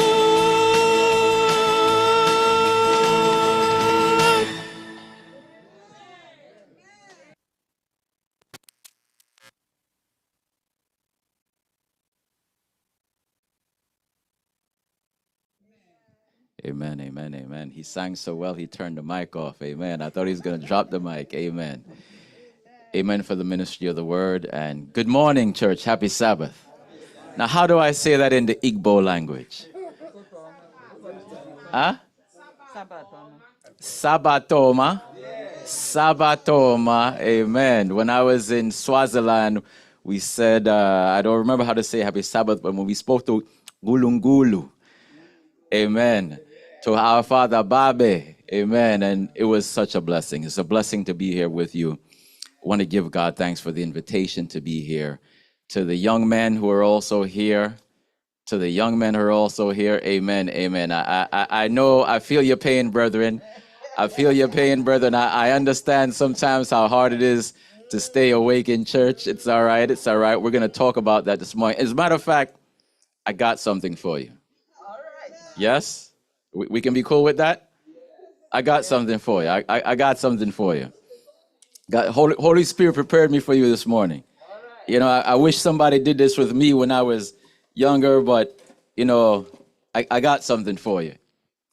Here you are. I got one for you. Got one for you. I got one for you. Now I'm going to give you a challenge. You up for the challenge? No. You up for the challenge? Let me hear you like men. Are you up for the challenge? Okay, good. I'm gonna give you this pen. Hold on a second. I'm gonna give you this pen. And here's what I'd like you to do. Don't use it yet. Here's what I'd like you to do. Anything that has an effect on you that we speak about this morning. Wait, don't write it down on that paper, but here's the problem. As you write, you will not be able to see what you are writing. Got it? As you write, you will not be able to see what you are writing, so write carefully. You got the assignment? As you write, you're not going to be able to see what you are writing, not yet, but write carefully. Are you up for the assignment? Now, you don't have to write a whole bunch of things. Just write keywords. And when we're done, I'm going to challenge the three of you to preach a mini sermon from the words you wrote down. You're going to come up, stand up, preach a mini sermon. 5 minutes I'm going to give you. 5 minutes. So pay attention, be careful, and amen? Amen? Amen. Don't look scared. Don't look scared. I got you. I got you. I got y'all. I got y'all. God got your back. The King of glory shall come in. Amen. Amen. Brethren, let's pray and let's get into the word of God this morning. I don't see a clock, but manage me to the time. Sister White says 30 minutes is more than enough time to be able to deliver the word of God, so we will not be overfed. Amen. I'm going to actually take my phone out and just look at the clock as well, too, if I remember where I left it. Oh, right here. Amen. And the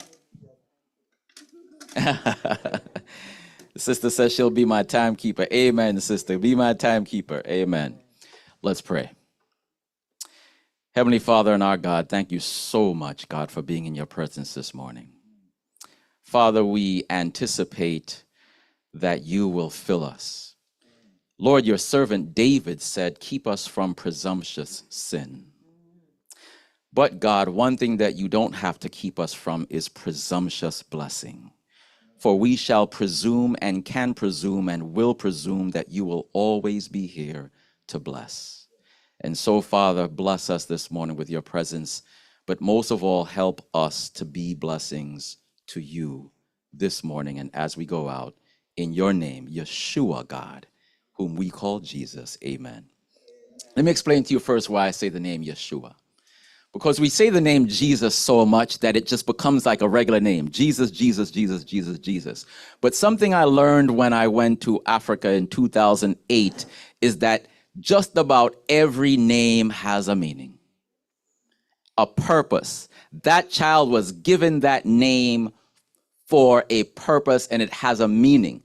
So, when I heard Jesus, we understand that Jesus means, he shall save his people. But when I heard the original version, Yeshua, which comes from Yahweh Shua, Yahweh means the self-existent one. The self-existent one. He needs nothing and no one to exist. He can do anything and everything you need him to do. Anything and everything we need him to do. And Shua means he must and he will help and save. So if you ask him to help you, he must help you. Amen? And so if you hear me say Yeshua every now and then, understand that that's the reason why. Amen? But let me make a quick introduction of who I am and to give you some thank yous that you maybe didn't know were due to you, including all those listening online around the world.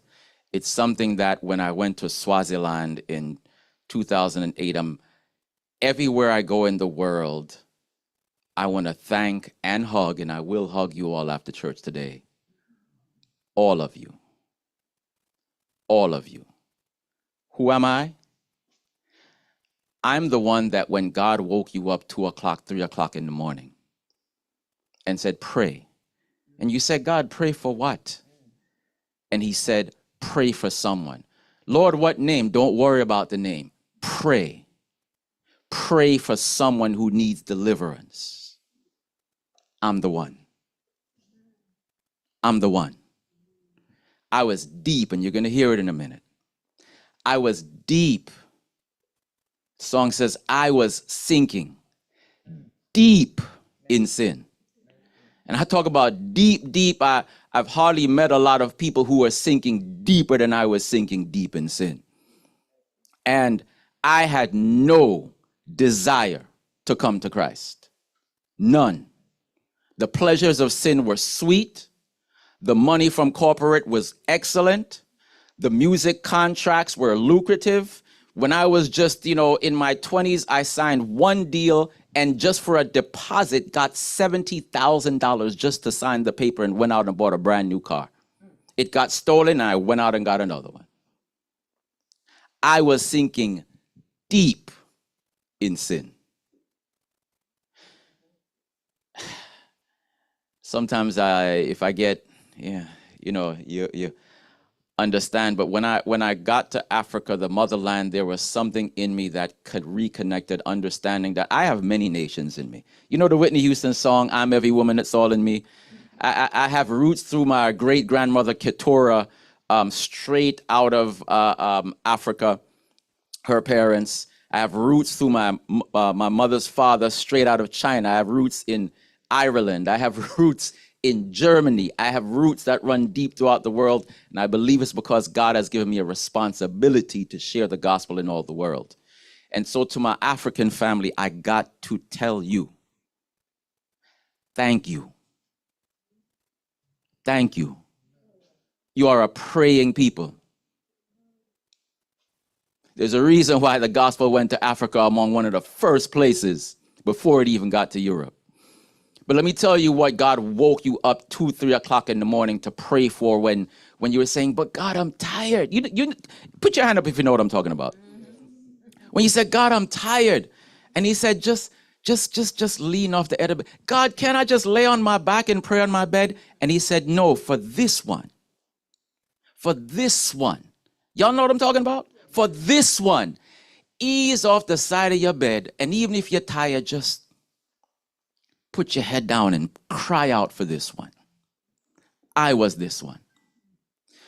When I was born, I was supposed to be killed by the doctor. When I was born, I was supposed to be killed by the doctor. My parents, my father grew up Seventh-day Adventist. My mother was an Anglican, but they weren't going to church. They were partying. In fact, my father met my mother's mother at a party before he met my mother. And they just became friends, but she was much older, of course. They just became friends, and one day he was going by and he saw my mother. Long story short, they were partying. My father had a Seventh-day Adventist preacher for a father. But fathers, let me tell you, when the Bible says the sins of the fathers are affect the sons to the third and the fourth generation, the sins of my father affected generations as well too. So my father strayed from young in the island of Jamaica and was not serving God. Met my mother. When we came here, they were partying. They left us in Jamaica, but I was supposed to die because my mother bled so much when she was having me. The doctor said to her, I kill the baby or you're gonna die. And though my mother was not going to church, and though my father was not going to church, somebody was praying. And my mother said, though she did not go to church, she had a vision that said, keep this baby, you shall live. When the doctor came in the next morning, she said, if this baby dies, I die. Went against the doctor's orders. They sent more doctors in, went against more doctors' orders. Long story short, she had a very painful delivery. She bled up until the time I was 14 years old before she can find a doctor to stop her from bleeding. But somebody was praying for me. Yes, we're going to talk about this scripture, the Lord is my shepherd, and you could already see and understand how it fits in, but somebody was waking up in the middle of the night and praying, and God told somebody to pray. Amen? I got older, we came to America, my parents were, partying, things like that. The influence of it got into my system, and even though we went to church, my grandfather eventually got my father and everyone to come to church. Everyone got baptized. My father ended up being an elder. My mother ended up being an officer in the church. But that influence of that music from that party was still in my head. The misogyny, the immorality, the things that told me to tell lies. Young folks, let me tell you, be careful of that music you listen to. Be careful. Be careful. I used to write some of that stuff. Be careful of that music you listen to. The word music means the art of the muses. The muses are the spirits that are used to inspire the song. And when the song plays, the spirits are invited to minister to that song, whatever that song is. That is why when King Saul was overcome with an evil spirit, David was able to play a song to minister to Saul, to cast away the evil spirits because the excellent spirits were invited. Amen? You got me so far, young people? I don't see y'all writing some words. You got to be prepared for this sermon. Amen? And so I got drawn into the music industry. I got drawn into all kinds of trouble. By the time I was in junior high school, 14, 15, 16 years old, I was running with guys who were not only smuggling drugs, robbing drug dealers. Seventh-day Adventist boy at North Bronx Seventh-day Adventist Church, going to school in the daytime, but in the afternoon, when parents are at work, running with guys who are running drugs in the neighborhood. But somebody was praying for me, wearing out their knees when God said, wake up in the middle of the night. And so I got in all kinds of trouble, but because I was too young to be arrested and too quick to be caught, I never got put in jail at that time. But the misogyny from the music and the immorality affected my mind until the sins started swirling around right there in the church. And by the time I was 18 years old, I had to be brought to the front of the church. Me and the young lady who was impregnated because of sins that we thought can be found out, and stood in the very front of the church just like this. And back in those days, it was all your family and friends had to stand up and raise their hands when they say, we have found Brother Lance Brown guilty of the sin of immorality, fornication outside of marriage, to which the evidence is the impregnation with this child, and therefore all of our family and friends had to stand up with the right hand and raise the right hand and read me out of church. And that made me, yes, they used to do that. That made me more angry with God.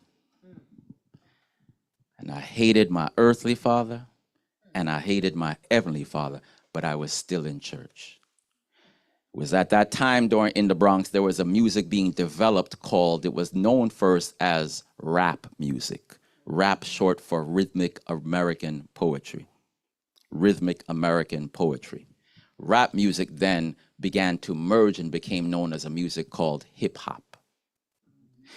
And so we used to write the lyrics to these things to get people to be joined to something called the hook in a song. The hook is the part of the song that even if you don't like the song, it just stays in your head. You're praying and this song that you don't even know is just in your head. You're walking around and this song is just in your head. And the music is so powerful that even when the love songs are played, many of you Christians and we Christians will dance to the devil's music and celebrate. I guarantee you that there are Christians in this room that have danced to and celebrated the devil's music. Those of you listening online too as well, I'm certain you have. I'll bet my salvation of my soul on it. Let me tell you the words of the song. It's a beautiful song, my sis. And how the devil romances it, he says, a few stolen moments. You know that Whitney Houston song? A few stolen moments is all that we share. That song, Saving All My, finish the words, love for you. You know the Whitney Houston song? Became popular worldwide. It's a song that Seventh-day Adventist Christians play at Seventh-day Adventist weddings and dance to their wives and husbands to that song. A very popular worldwide song, put her on the map.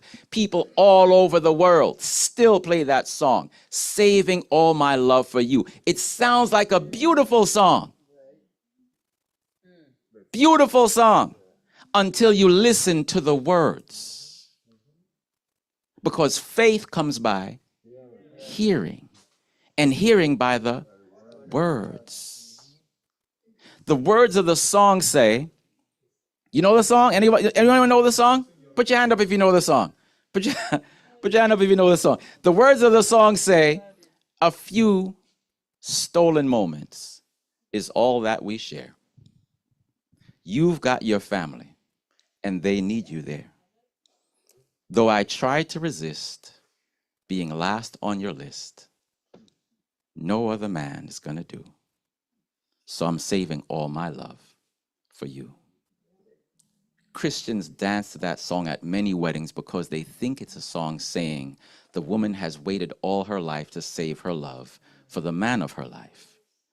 But the deceitfulness and wickedness of the song is that it's a song about the woman who's not married to the man, who's coveting the man, who's waiting for the man to be away from his wife because she's saving all her love for no other man but this married man.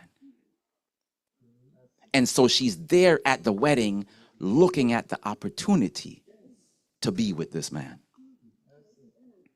Now, if you think that you're just supposing that's what the song is saying, the second verse says this, because now she's trying to justify her sin. She's saying, it's not very easy. You know, sis, it's hard to find a husband. It's not very easy living all alone. My friends try to tell me, you know the words of the song, sis, find a man of your own. But each time I try, I break down and cry, because no other man's gonna do. So I'm saving all my love for this married man. That is the kind of wickedness I was not only involved in, I used to write.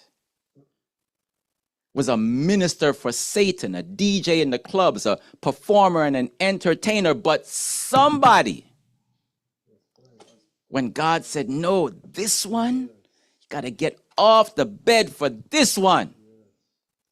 Somebody was praying for me. Went on to be successful in corporate, went on to launch with other groups that became popular from back in the days. And you know, artists like Slick Rick, Dana Dane, Salt and Pepper, the first popular female hip-hop artist that won a Grammy, and other artists that went on to make worldwide impact. And the DJ and producers that discovered us were the same ones that discovered folks like Jay-Z. A guy named Clark Kent. I heard you, bro. I don't see you writing, though. I don't see you writing. I don't see you writing. But the scripture says, the Lord is my shepherd. I shall not want. I went on to do so much more wickedness. Even after I was trying to see if I can come back, but I didn't want to come back. I went on to listen to the words of that song, and marriages were being destroyed. Women were leaving their husbands, taking their credit cards, buying me clothes, taking me shopping. One woman who was in the Christian church said, Lance, I know that Jesus says it's wrong for me to leave my husband for you, but if you say to do it, I'll do it. That's how wicked it can get, brothers and sisters. But somebody was praying for me.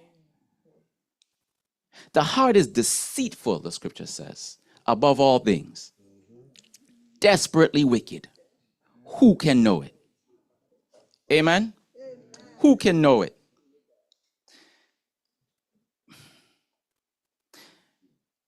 So I want to personally thank all of you who are praying and are still praying for someone you haven't even seen, someone you haven't even met. And once in a while, like today, before you get to heaven, God is going to send me and others to you to say, thank you.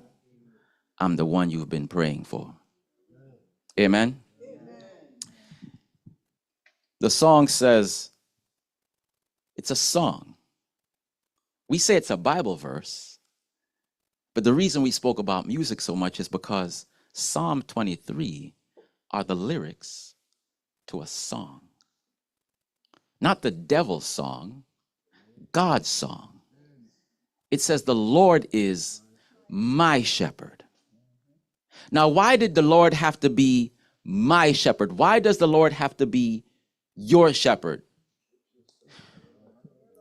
While I thank every person for praying for me for all these years, I have to do something that Jesus does in the book of Revelation. In the book of Revelation, Jesus gives the compliment first. Amen? When you study the book of Revelation, every single church, he gives the compliment first. He says, thank you for doing all these things well. But then he says what? I have something against. But I have something against you. So church and everyone listening online, I have something against you. When I left the church and went out into sin, I was 21 years old. I was 21 years old.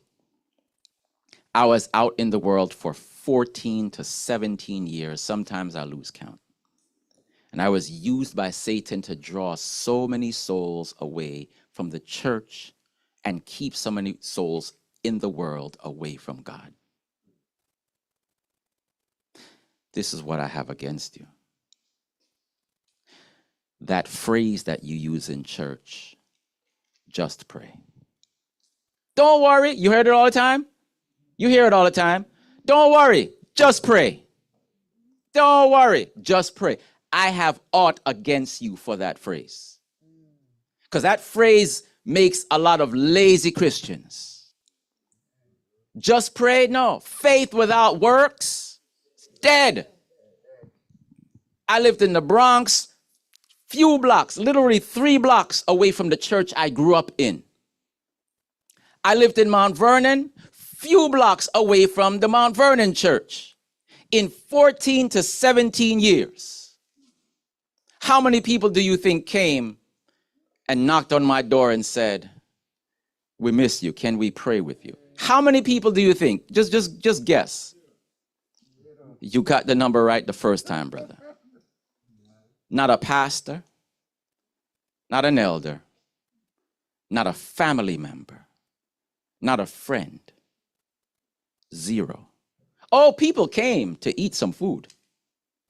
Hey, we're passing by. Hey, you got a little something? People in the church came because they heard I was in the recording industry and wanted to come and get a song in and see if they can become popular. Oh, they came. Oh, yeah. Guys came to find out what party it was going to be, and I'd see some of them at the parties. As a matter of fact, I remember being in a party in the Bronx, and the AY leader showed up at the club still in her church hat. Oh, people came. I saw them.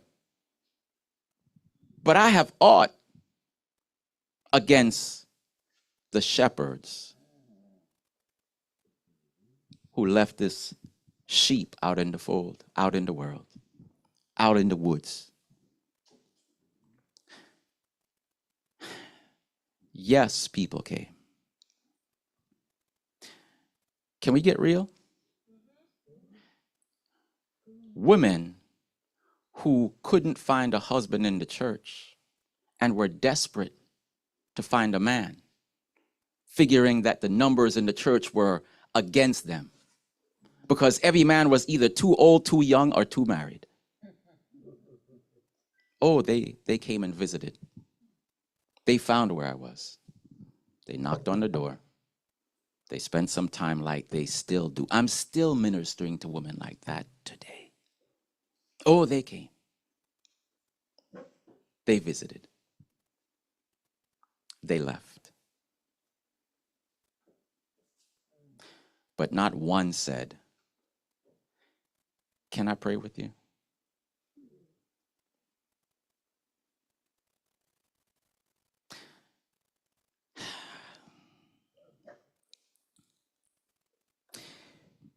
We looked at Psalm 23. We don't have to go through it. We know that verse by heart. But let me tell you why that verse appears in Scripture. In fact, I'm not going to tell you.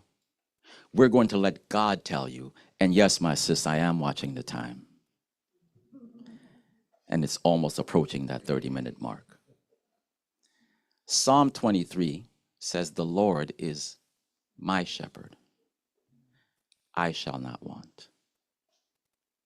It's a psalm that clearly says, you know what? Jesus goes after me. Jesus goes after me. When I'm sinking in sin, when I'm caught up in what I'm caught up in, I still struggle with sins just like we all do, but every single time, Jesus goes after me. Everybody listening online and in person, every single time, no matter what the sin, Jesus goes. You hear that voice that says, you know you shouldn't do that. You know you should pray. You hear that voice. You know it's not your voice because you want to do that. Sister White says, for after we have prayed and we are perfectly still, we will hear the voice of God speaking to our conscience. Psalm 23 says, yes, the Lord is our shepherd, but we're going to look at one chapter that explains why God says he has to eventually be the shepherd. Let's turn our Bibles to Ezekiel chapter 34. And we'll all partake in that and see our role. Ezekiel chapter 34.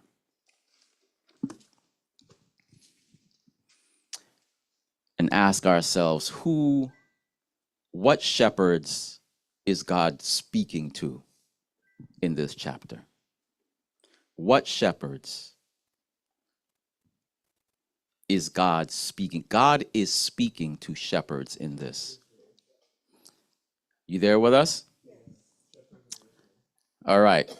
It says this, only because everyone doesn't have a mic and the folks online need to. The folks online, please read along with us. It says this, and the word of the Lord came unto me saying, Son of man, prophesy against the shepherds of Israel. Quick meaning here, because again, names have meaning. There's a difference when you're studying the scriptures of when God calls them Jacob and when he calls them Israel.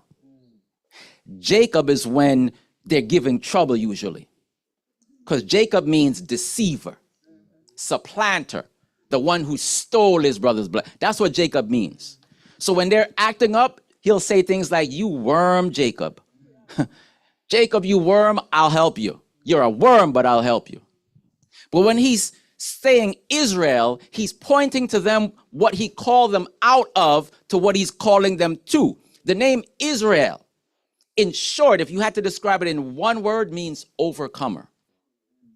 And Israel describes how they overcame. You who have wrestled with God and have prevailed.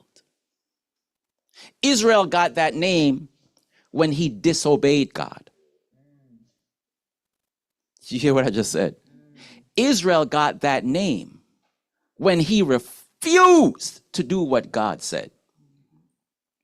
It was what I call righteous disobedience. He was wrestling with the angel, and the angel said, let me go. And he held on to him, disobeyed. And he wrestled more with the angel, and the angel said, let me go. And he disobeyed. And then the angel touched him and said, listen, you know who I am? Bow! Knocked out the side of his hip. Blew it out of socket and said, I said, let me go. And you would think that would make him let him go. He grabbed on even tighter and said, I will not let you go. Righteous disobedience. God doesn't want a bunch of yes men and yes women. God wants men and women who will see through what God is saying and tell God what God wants them to say. The same God where the Bible says that the testimony of two or three, you can't just give one scripture. Let me give you another one. So God says to Moses, I know this is kind of side topic, but it relates.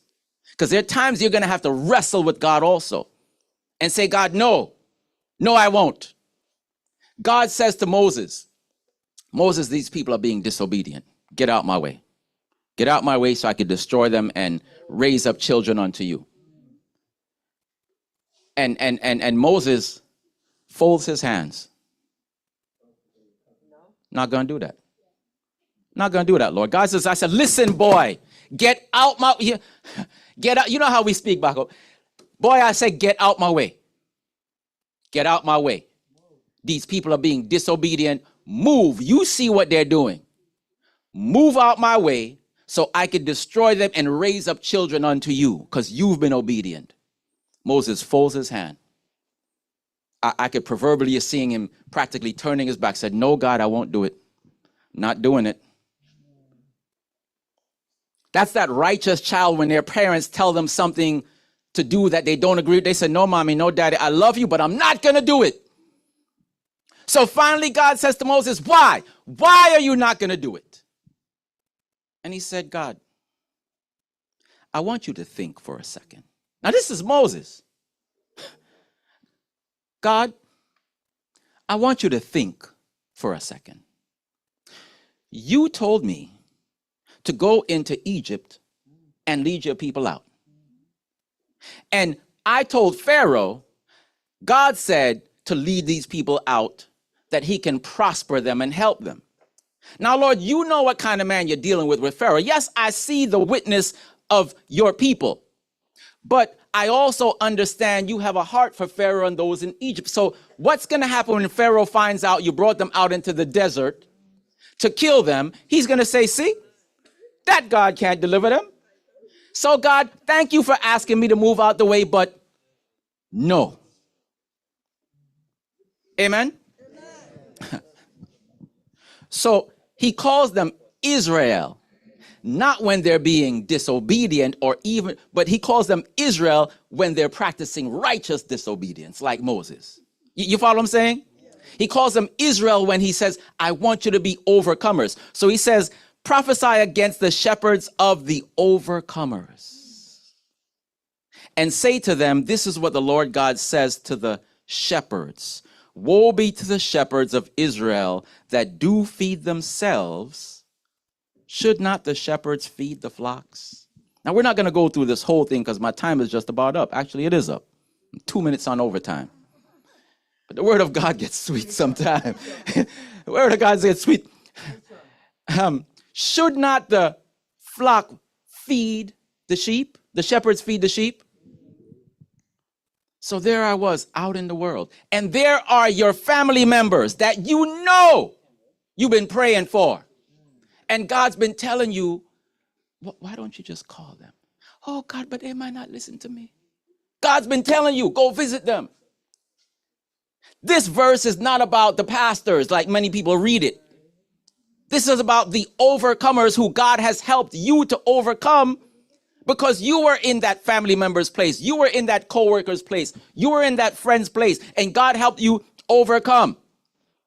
So he's saying, overcomers, you are the shepherds.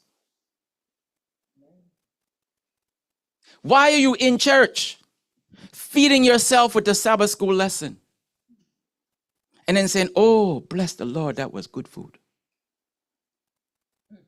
And there's a family member that you know of right now, and I know the Holy Spirit's going to put that person in your mind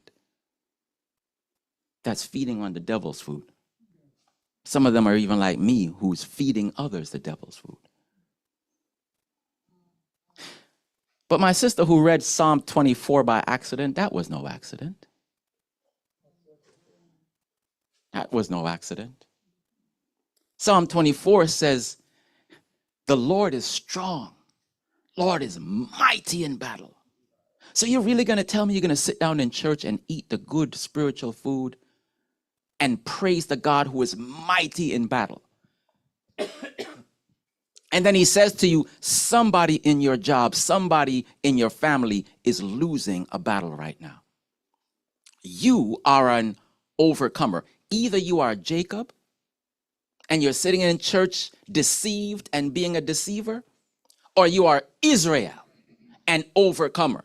But God is calling the Israel in Israel to say, you who overcame, you've seen that the God is mighty in battle and can use you to help somebody else to overcome.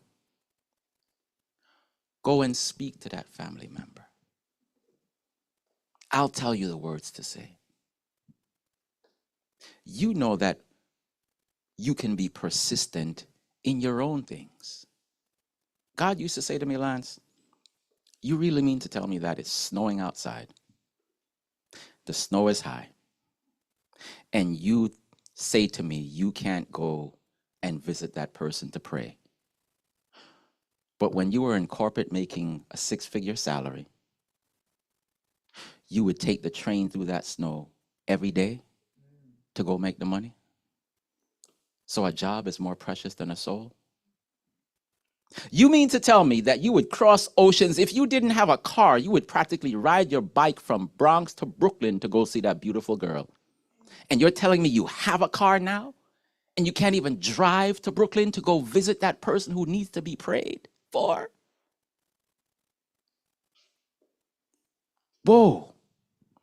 Shepherds of Israel.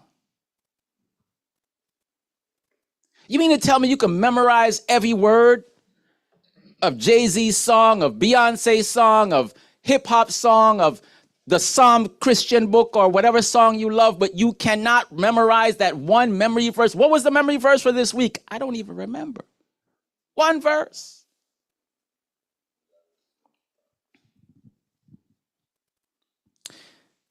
We're not going to go through this whole chapter, but for those of you, if it's important enough for you, as you go home today, it only takes literally 10 minutes to read it.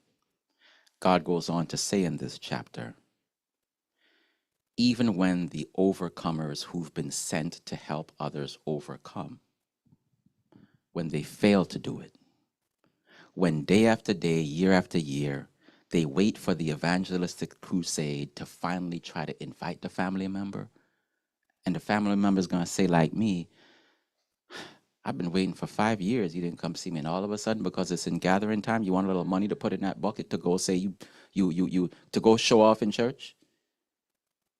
I've been here all year struggling.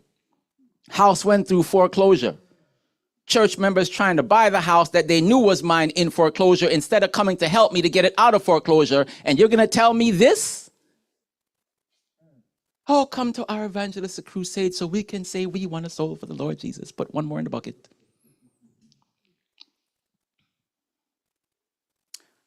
Overcomers. If you are Israel and not just Jacob, shepherd the flock. He goes on to say, yes, I am the shepherd. I am the good shepherd. But good shepherds care about sheep. The shepherds in Israel, which are all of us, you young men are shepherds or you are sheep. You either shepherd your friends to come to church with you, or they will shepherd you to go smoke weed with them. You either shepherd them to listen to your Bible verse, or they will shepherd you to memorize the words of that new song. The reason I gave you that assignment this morning is to teach you to be shepherds and not just sheep. To be the head and not the tail. To lead and follow only as those who follow Christ. I'm going to wrap up. It's more that we can say, but the time is getting far, and I don't want Eutychus to fall out the window. Amen. We're past, we're how many times? We're 10 minutes, almost 10 minutes past our overtime. But the word of God has been sufficient. How do you shepherd and become an overcomer? All I did this morning in the brief time, and it felt so short, is I just shared the testimony of where I was, what you did to help me, what you could have done to help me more, and what the shepherd did to make up for all of our lack. That's what it means for the Lord being a shepherd. The Lord is a shepherd because he himself does not always go. The Bible says of Jesus, Jesus baptized more disciples than John the Baptist because he himself baptized no one. He uses us. He will send us, but if we won't go, just like no one, like the elder said, showed up at my door for 14, 15, 16, 17 years. He says, oh, they're my sheep. I'll go myself. And then somebody said, yeah, you came because we prayed for you. Yes, I did come because you prayed for me, but I had many aches and heartaches and pains and would have come sooner if you had done more than just pray. If you had got up and did what Jesus said. Don't just pray, Jesus said. He said, just go. Preach. Teach. Don't just pray for, pray with. And I would have been here much, Lord. That is the thing I cry about just about every week. All the years I lost. That song that says, years I spent in vanity and shame. Years. decades of my life. But I thank God. I thank God that the shepherd does what he does and he fills in for all of our lack. I'm going to close. I'm going to ask my young brothers, yes, step up, step up, step up. I want each of you to give a takeaway which we'll use as the sermon. It'll make it easy. Did you write things down on that paper? You did? Now here's how it works. Here's what you didn't know. That's an invisible pen. Now when you use this ultraviolet light, you'll see what you wrote down. And the metaphor in that is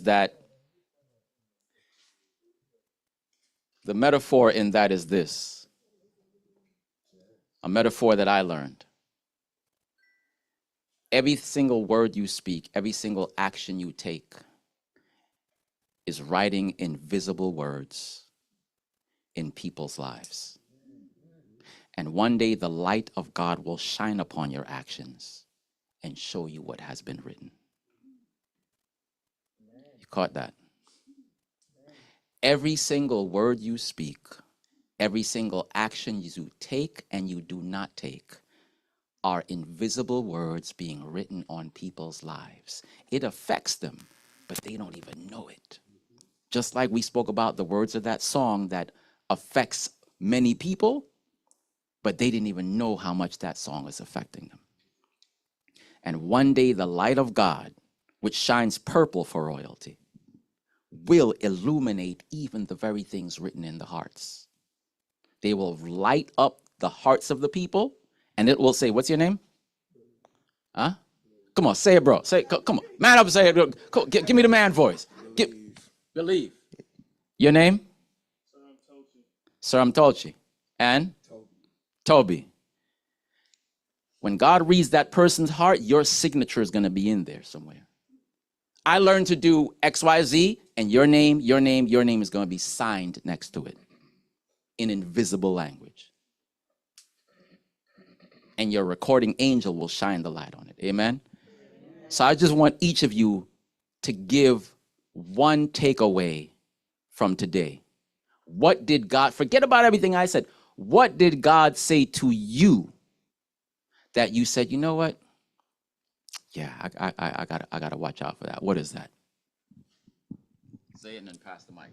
To be careful of everything, music, friends, and other things, so I can stay. Preach it to the congregation. To be careful of everything, music, friends, and many other things. So preach it to them now. Say congregation. Congregation. Be careful. Be careful. Of music. Of music. Friends. Friends. And what else? What else are you telling them to be careful of? Distractions. All right. Pass the mic to the next preacher. Say amen to the young preachers. Go ahead. You gotta encourage them. Go ahead. Congregation, be wary of the activities your friends try to lead you on with. Always make sure you're not straying too far from God. Amen. Jesus saved the best for last, Toby. You better come. Congregation, amen. Actually help those that's in need or that's in need of help. That's what I got from you. Amen, amen, amen, amen. Amen. Y'all can hold those pens as a gift. Remember this moment every time you use it. Church, let's have an amen for the young man. Thank you all very much. Amen. As we close, as much as I would love to, I can't pray this part. The scripture says, if anyone is in need of healing, spiritual, mental, physical, in order for things to change, an elder must do that. I'm not an ordained elder. Pastor keeps trying to make me one, though, but I just can't take the church board politics. So I'm going to call for one of the elders. I, too, am going to stand there to be prayed for. Because Paul says, for after I've preached to others, pray that I myself do not become a cat. The devil still, he doesn't give up. He still tries to pull me. So many people, places, and things. But I'm going to call for the elder, head elder, whichever elder, all elders, in fact, to pray for all of us and to pray for the people online, that God will use all of the overcomers to not just wake up and pray for those friends, family members, and others, but to ask God, God, what can I do? What should I do? Give me the words, give me the actions. Even when I leave here, I'm being convicted to go see someone I should have spoken to from during the week. I'm being convicted myself. So elders, please come forward. You will close this message out, and God be praised.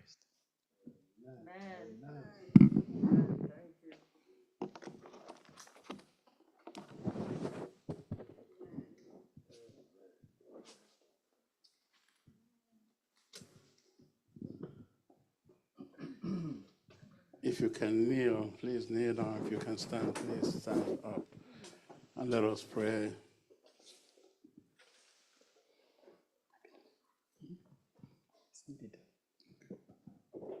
Let us pray. Our gracious God in heaven, we are grateful because we have communed with Thee. What a moment we have shared that Brother Lance has led out and has given us insight into caring for each other. Thank you for the power of prayer. Thank you because you use people even when they do not know. Thank you because that prayer that is whispered in the solitary moments ends up affecting someone somewhere that we do not know. Thank you for that gift. And so today, Lord Jesus, we want to rededicate ourselves. Everyone that's here, physically, and those that are online. That today you use us as worthy vessels, continually using us to touch people wherever they are, even when do not know the conditions that they're going through. I thank you, Lord Jesus, for this brother, and we want to rededicate him to your service, to continue to use him in a very powerful way, to continue to preach his message to many people as possible. And today he has also affected our young ones that are here. May this remain indelible in their minds. Thank you for those that are not here also. I know that this message will touch them one way or another. For those that are sick, we want to remember now. For those that are weak in any way, we also want to remember them. In every predicament and ailment that we suffer, continue to reassure us that you are here standing with us in everything that we go through. So day by day, Lord Jesus, we're asking you to lead us at work, wherever we may find ourselves, knowing that we are apples of your eyes.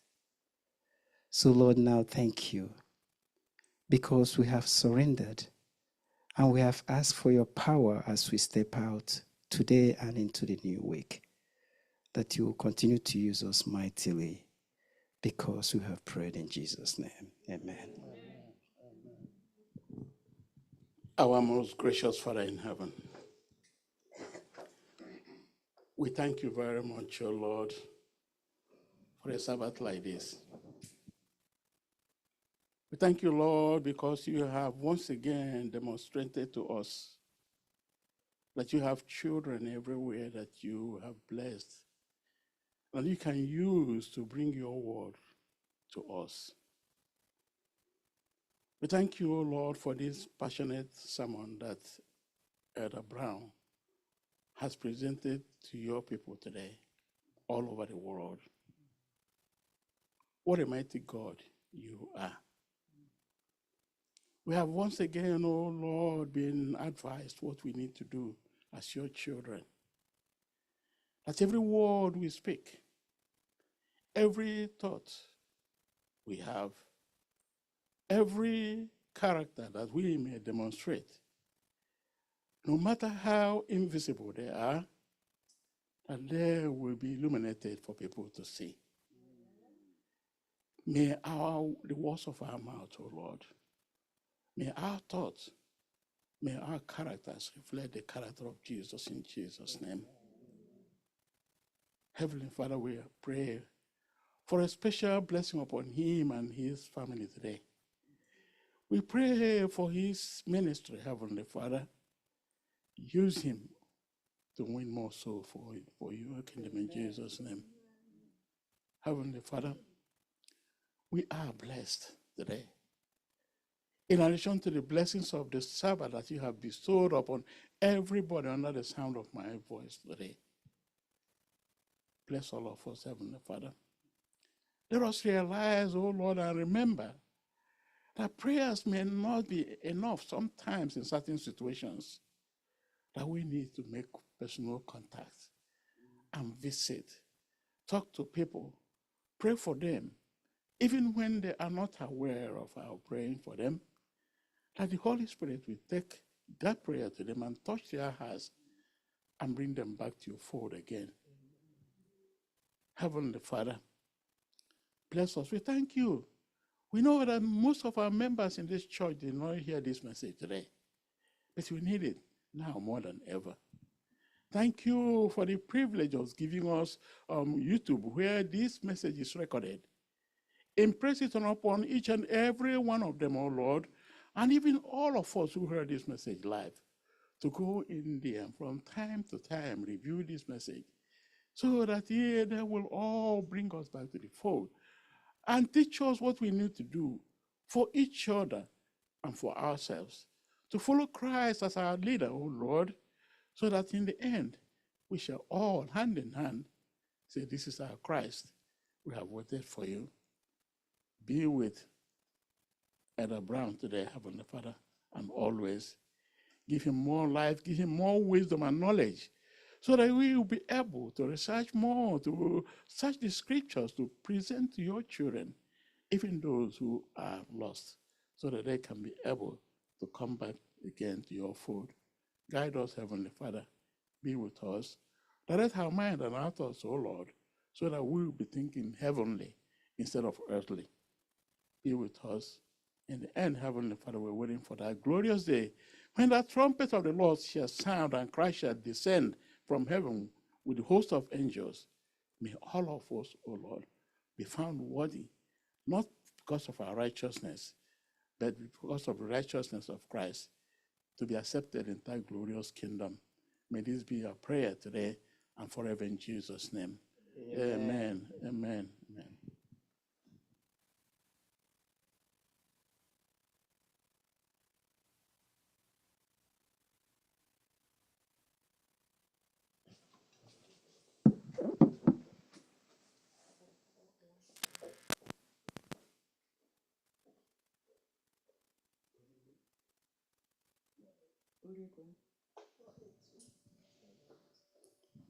.482. Okay, we'll take our closing hymn 482, and we'll have backing instrumentation backing.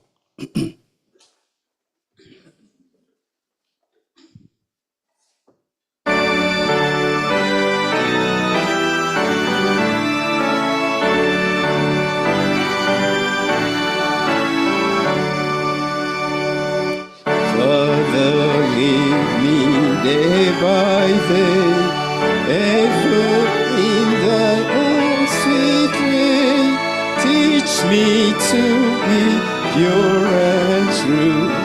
Show me what I ought to do. When in danger, make me pray, make me know that thou canst save. Keep me safe by thy side. Let me in thy love abide. When tempted to do wrong, make me steadfast, wise and strong. And when all I'm Lead me with thy mighty hand. May I do the good I know. May thy loving child be known. Then at last go home to thee. Evermore thou shalt be. Amen.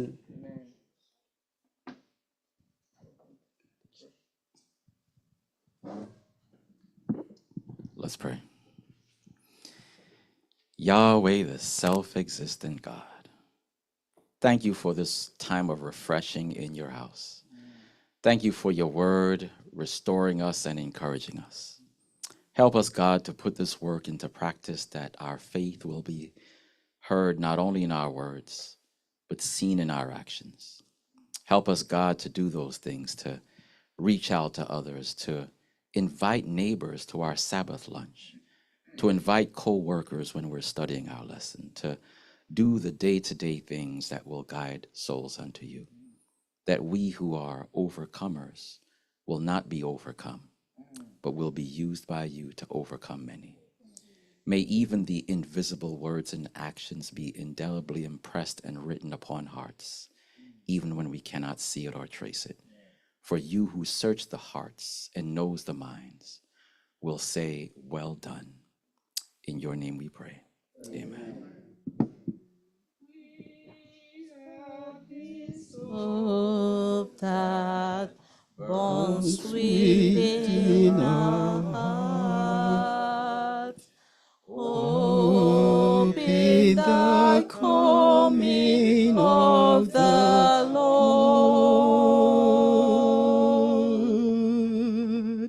We have this faith that burns alone impart, faith in the promise of His word. We believe the time is here when the nations far and near shall awake and shout and sing, Hallelujah, Christ is King. We have this hope that burns within our hearts. Hope in the coming of the Lord.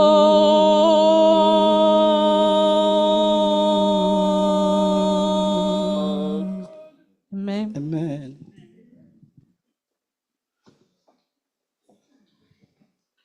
Let's sit down quietly for a moment of meditation.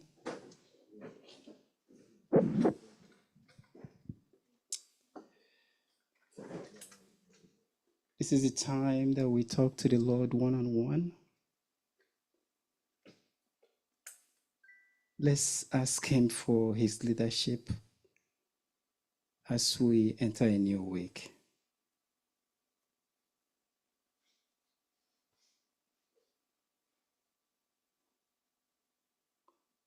Let's ask Him to rededicate us into His service of prayer.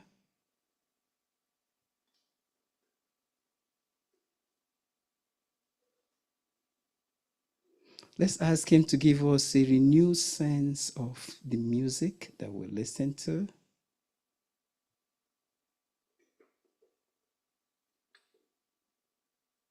And more importantly, redirect our minds to things of heaven.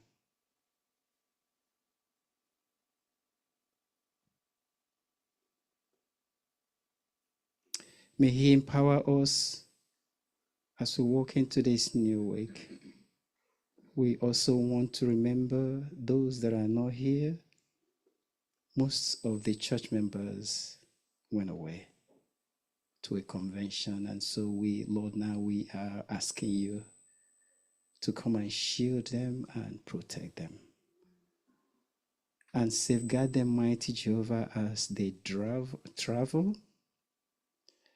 They have arrived safely. We want to also commit them into your care as they prepare to return tomorrow. I thank you, mighty Jehovah, that our prayers has been answered and that we'll come back next week giving testimony of your leadership in our lives. All these blessings and more, I pray in Jesus' name. Amen.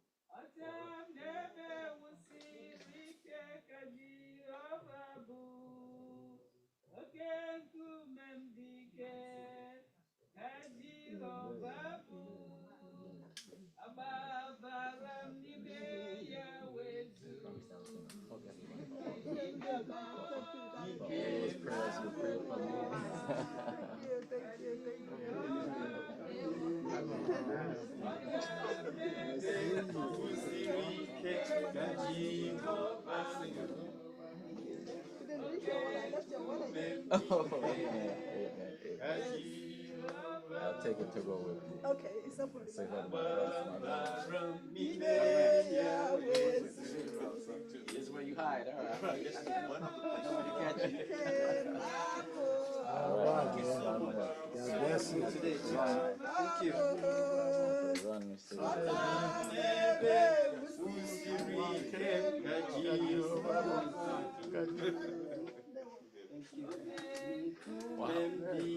Wow, well, that's what I consider. God, I said I'd have to hug everybody who prayed for me, man. So I gotta hug you too. God willing. You gotta make out time for us. God willing. What a God powerful willing. God be sermon. praised. God be What a passionate sermon. God be praised. Thank you. Thank you very much. Thank you very much. Thank you. Definitely. Thank you very much. God bless you. Anytime. God bless you. That's God willing. Thank you. Thank you. Elder, thanks for the ministry.